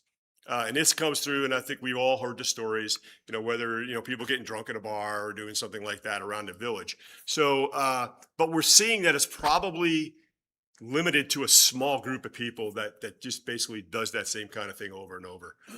And you heard some of the rumors. So that was something that it was overall positive. It said most of the people interaction with all the customers are truly positive. But, if we can tighten up that on the villager side, it's like, these people are not your slaves. They work hard to do a good job for you. So treat them with respect and treat them with the way that you want to be treated. And I think we can all live that way too. So with that, that's all we did. We had a great time doing this. We're still, doing little finishing touches. We got it accomplished in 2 weeks, and I think it was an amazing process. So any questions you have for me and the team?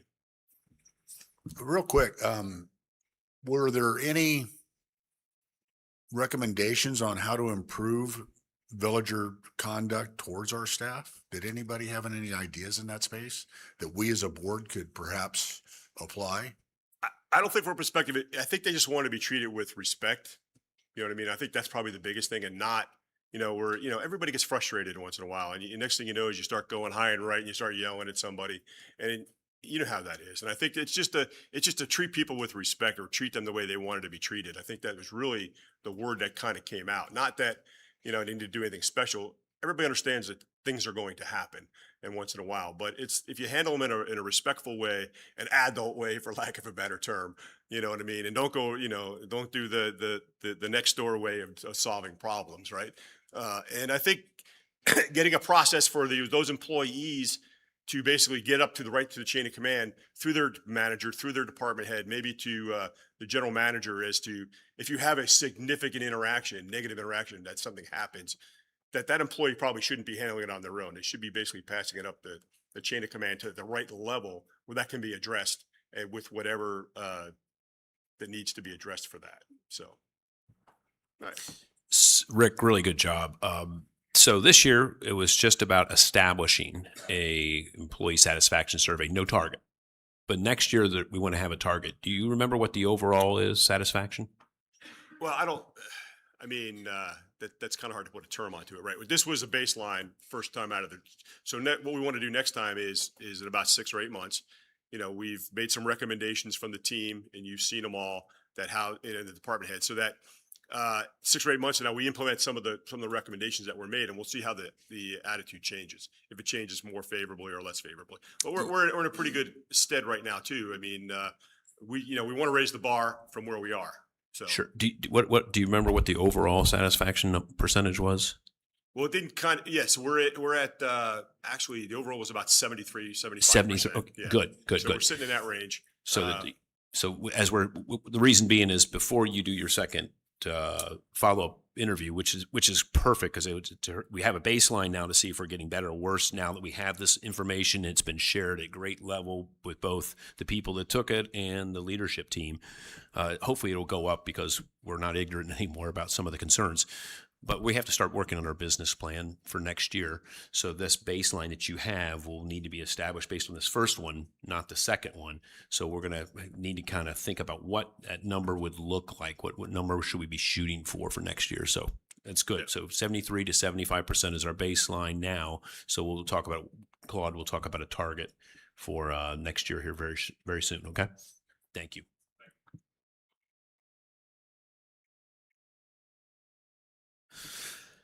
Customer focused training. So this is something that there's like 3 components to this. There's crawl, walk, and run. I don't have the slide up here, but there are 3 phases to this. We went through the crawl, and it's just some very simple things, using people's names, smiling, things of that nature. Had some meetings with Claude and the team, last week before last, and also last week, or this week and last week. We talked about transitioning some of this walk and run training. Crawl, walk, run. So we got 2 more phases to do. So we're working to get that to Claude so he can get us kind of back on that Gantt chart at the bottom and try to get more of the training back on track. And then we're going to start checking in September, maybe even earlier, start having some, I don't want to call them secret shoppers, but asking for people to participate in doing some random audits when they go out for a meal, go out for a round, whatever it might be, and just give feedback to the staff on how we're doing on these best practices. Next, please. So improving employee retention, we focused on food service this year. We were, boy, help me out, Russell. We kind of went round and round. What was his actual number of turnover now that we've kind of educated ourselves? But what was it last year? How many? Yes. So we have almost 100% turnover, and now we're running at 12%. So some really good stuff going on. Right now, we'll just say a lot of the good results are based on better onboarding and training. Christine's been doing a lot of work in that area. I think the proof's in the pudding. So maybe we'll share a little bit more of that next month. Maybe give a little more of what actually has been done. That this isn't an accident that we're having this reduction in turnover. So really great success story. Next slide, please. Well, Joel, I'll jump in some of the training we've really kind of started in food and beverage, but we're also starting to build programs where we align training with pay scale. Okay, within our training, you now have this skill, and this skill. That means you're now a cook 2 instead of a cook 1. So we're also aligning training to, for lack of a better word, how much more valuable are you to the POA? What more do you know? You're a better employee, so you're worth more, versus just solely in some areas on, you survived another year, good job. So we're trying to align training in every area, and we've really started in food and beverage with aligning that training with, you want to make a ton more money? Here's all the things you need to learn how to do, and you'll be there. So it's up to us to do the training and up to the staff member to kind of say, I want that information. I want to go there. Excellent. Thank you, Claude. And just so you know that in future months, you're going to be here, Claude, talking a lot more than me, but we don't want the measurement colors changing to crimson. Okay. Unless it's bad, unless we're below plan. If we're below plan, it could be crimson. Well, I'll let that happen. All right. So last one. Align the reviews to the scorecard. We're a little behind schedule. We meant to try to get this done at the beginning of the year.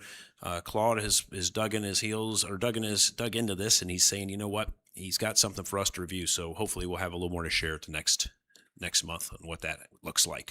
Next slide, please. So May overall, now we've become quite accustomed to living up in this area. This month we're in this area. I think, we talked about finance is a big portion of it. I think we saw what we were doing in May is we were hitting the targets. We're still beating the targets actually, but not more than 5%.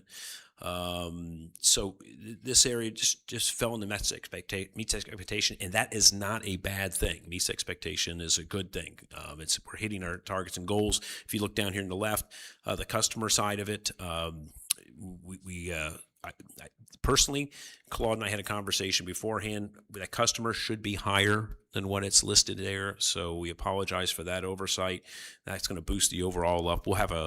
We should probably put a note to correct that for the next month. We'll show what May actually was, because we found something that was omitted and not rated correctly. But overall, still a good story to tell. Next slide, please. So year to date May, you can see that that's still living up in that exceeds expectation area, and that's even with this small problem we had in May, so it'll eke up just a little bit more. But overall, really off to a good start. We're now pretty much hip deep into going from the foreman and storeman mode of our ad hoc committees and these things to our norming and performing mode. So when May rolls around, we knew that we were going to start actually having to be rated off results. So the results are coming in, and we're still doing very well. So great success story. Next slide. I think that's it for questions. I'd like to, before any questions, I'd like to make one comment, kind of going back to the customer experience survey. We're doing some analysis and analyzing some things. Won't go back to the slide, but for May in restaurants, we got in 63 of our surveys. At the same time, because we've been running in parallel, we got 3,000 surveys via Toast. So we're going to look at, can we get Toast to actually send out our survey? Can we update the Toast survey a little bit so it's kind of getting more questions we're looking for? And then in the golf space, we got 32 surveys for May out of 9,000 something rounds. One of the things that's inherently hard in food and beverage. I can deliver you a survey at the end of your experience because I'm delivering you a ticket. I'm coming to see you at the end. In food and beverage, you're putting your bag in the car and dropping off your cart and you're leaving. I don't always see you at the end in golf. So I don't always see you in the end of golf, but we have discovered in the last week that through Chelsea, through our POS, we have the ability to email on a daily basis everyone that checked in, and we have an email for. At the end of the day, we can email them a survey. So we will probably start doing that. For those of you who play 4 days a week, I'm sorry, you're going to get 4 days a week, you're going to get a survey. But it's much better for the POA to be able to get that information than to get, I'm not sure 32 surveys tells us a whole lot with 9,000 rounds in a month, but a couple of thousand surveys because we're emailing you every day would be material information. So you're probably going to see a change to how we do that on the golf side.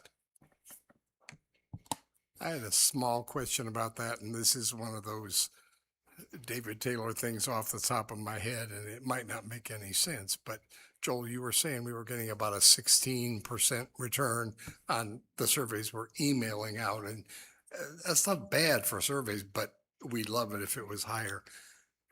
Could we send everybody who replies a little certificate that gets them a free beer? Wow. You better get some extra kegs. That would certainly pump them up, I would imagine. Can I retake the survey? Yeah. Can I take it multiple times? Yeah. I don't know if we're budgeted for that much beer, but there could be some things. We did dabble with some ideas about some incentives. You're only out whatever our cost is. We can't use if it's alcohol. low enough. You can't give free alcohol in Tennessee. That's a bozo no. So but maybe, a $5 gift certificate or $2 gift certificate or something. Or what many other places that I get surveys from, I'm sure I'm one of 1,000 in a day, but they're picking 5 or 10 that get something randomly. Sure.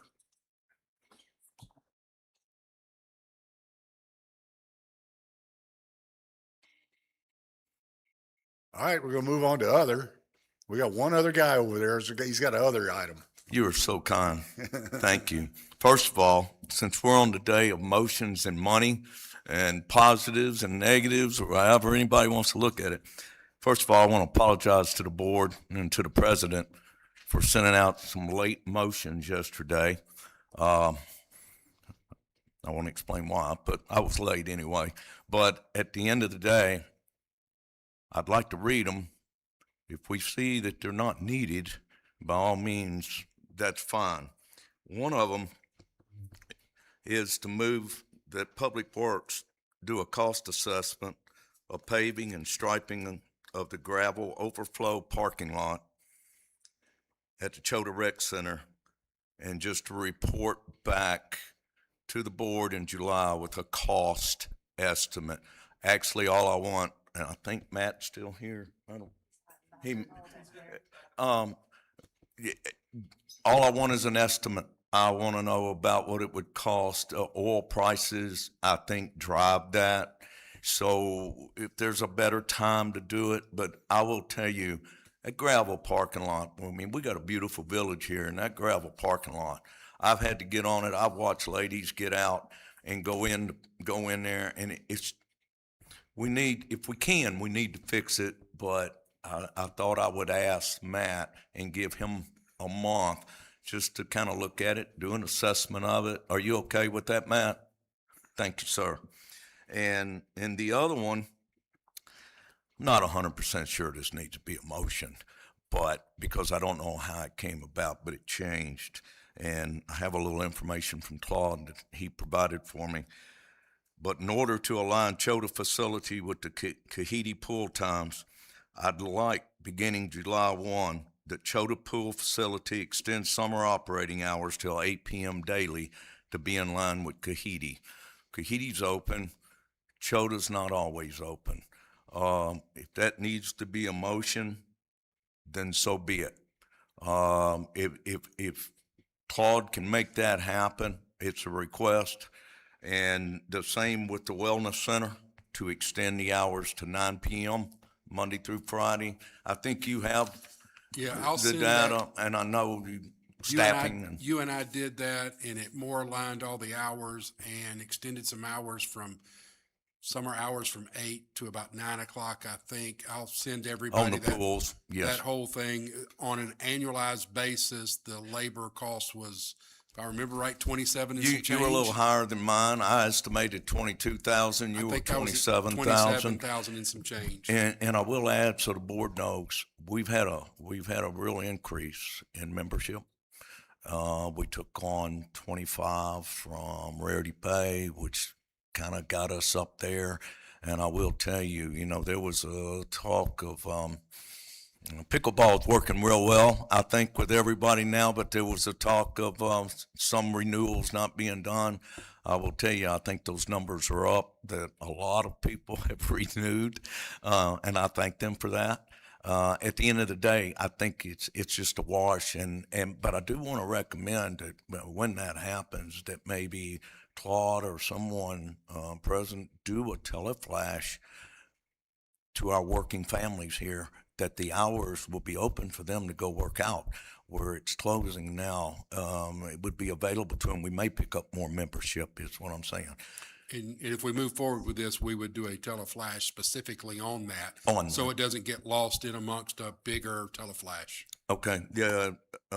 Again, the pool hours, I don't know, we wait too long, summer's going to be over with.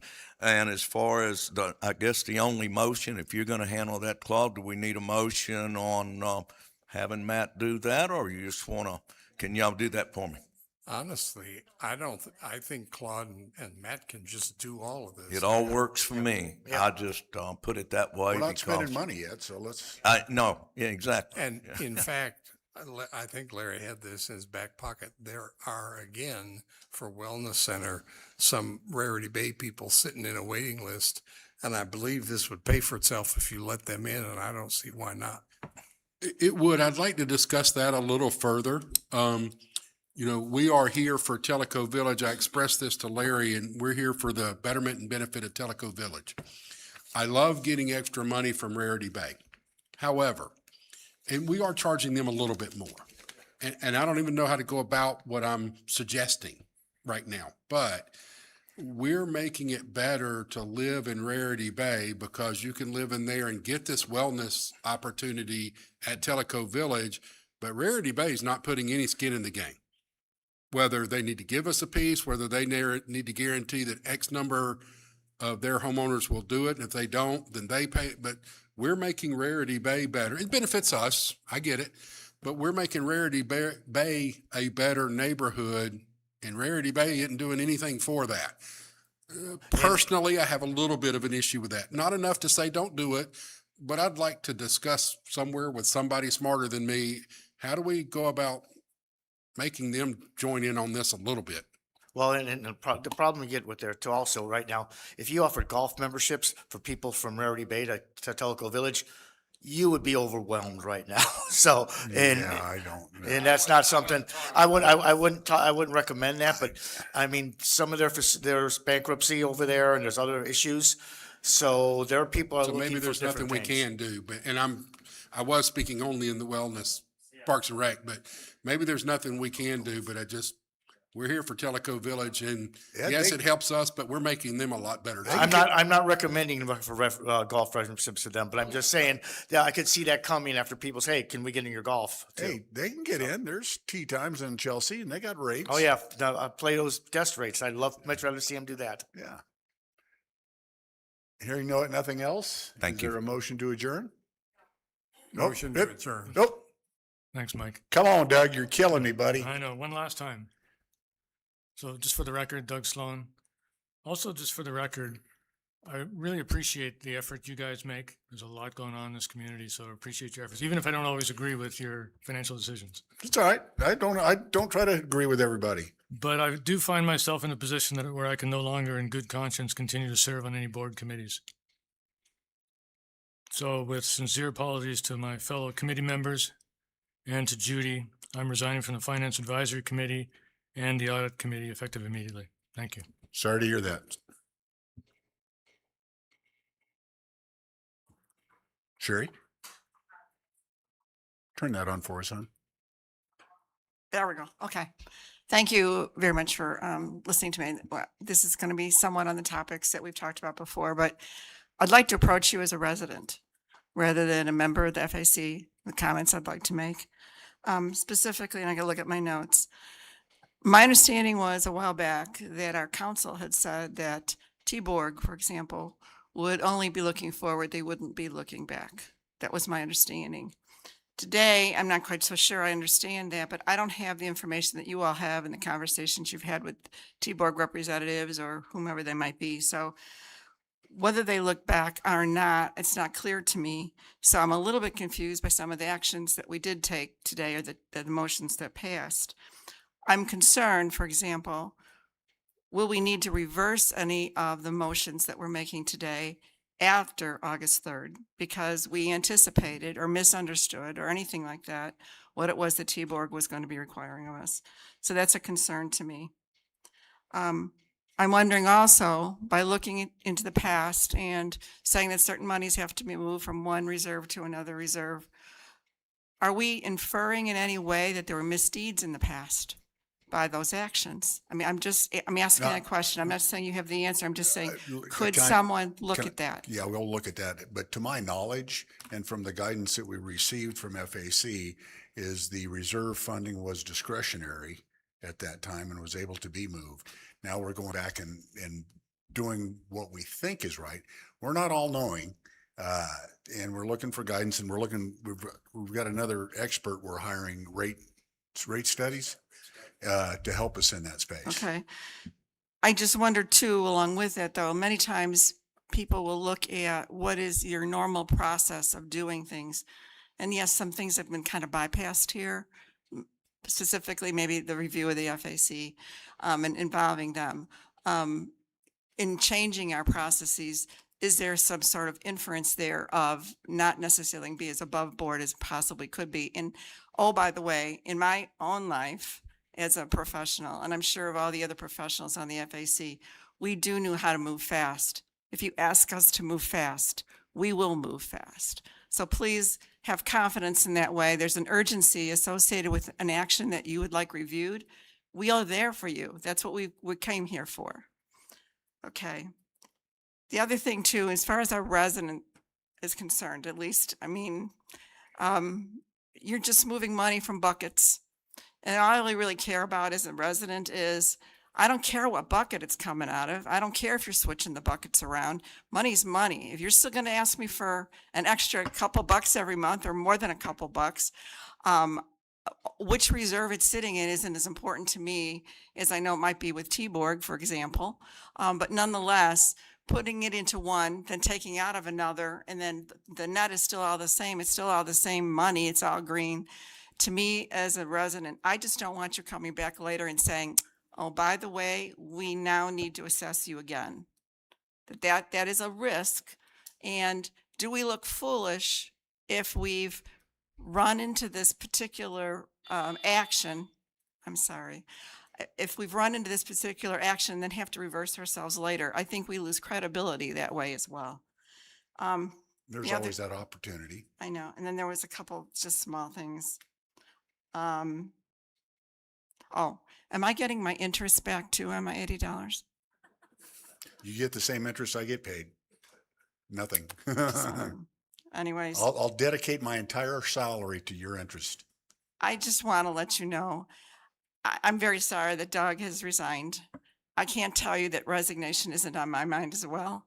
I do feel overlooked and disrespected at this point in time as a member of the FAC. And I'm not sure that that's not something I could say. Perhaps some of my other colleagues feel the same way. So just on the record, I wanted you to know how I was looking at We may it. not have gone about this the best possible way. I'll admit that. Time is of the essence. There's some other challenges that we spent that you guys didn't get to see. And there was some questions, legal questions brought up, and we're trying to get through this as best we can. I was on the phone last night as late as 9:15, 9:20, still ironing some things out and trying to get going on other things. But So Mike, we're here for you. We I really believe- are. I believe you. And but please include us in the process. I will work to that effort. I Thank you. promise. Okay. Thanks, Sherry. Hearing no others, I move we adjourn. is there a second? I'll second. All in favor of adjournment? See y'all next month.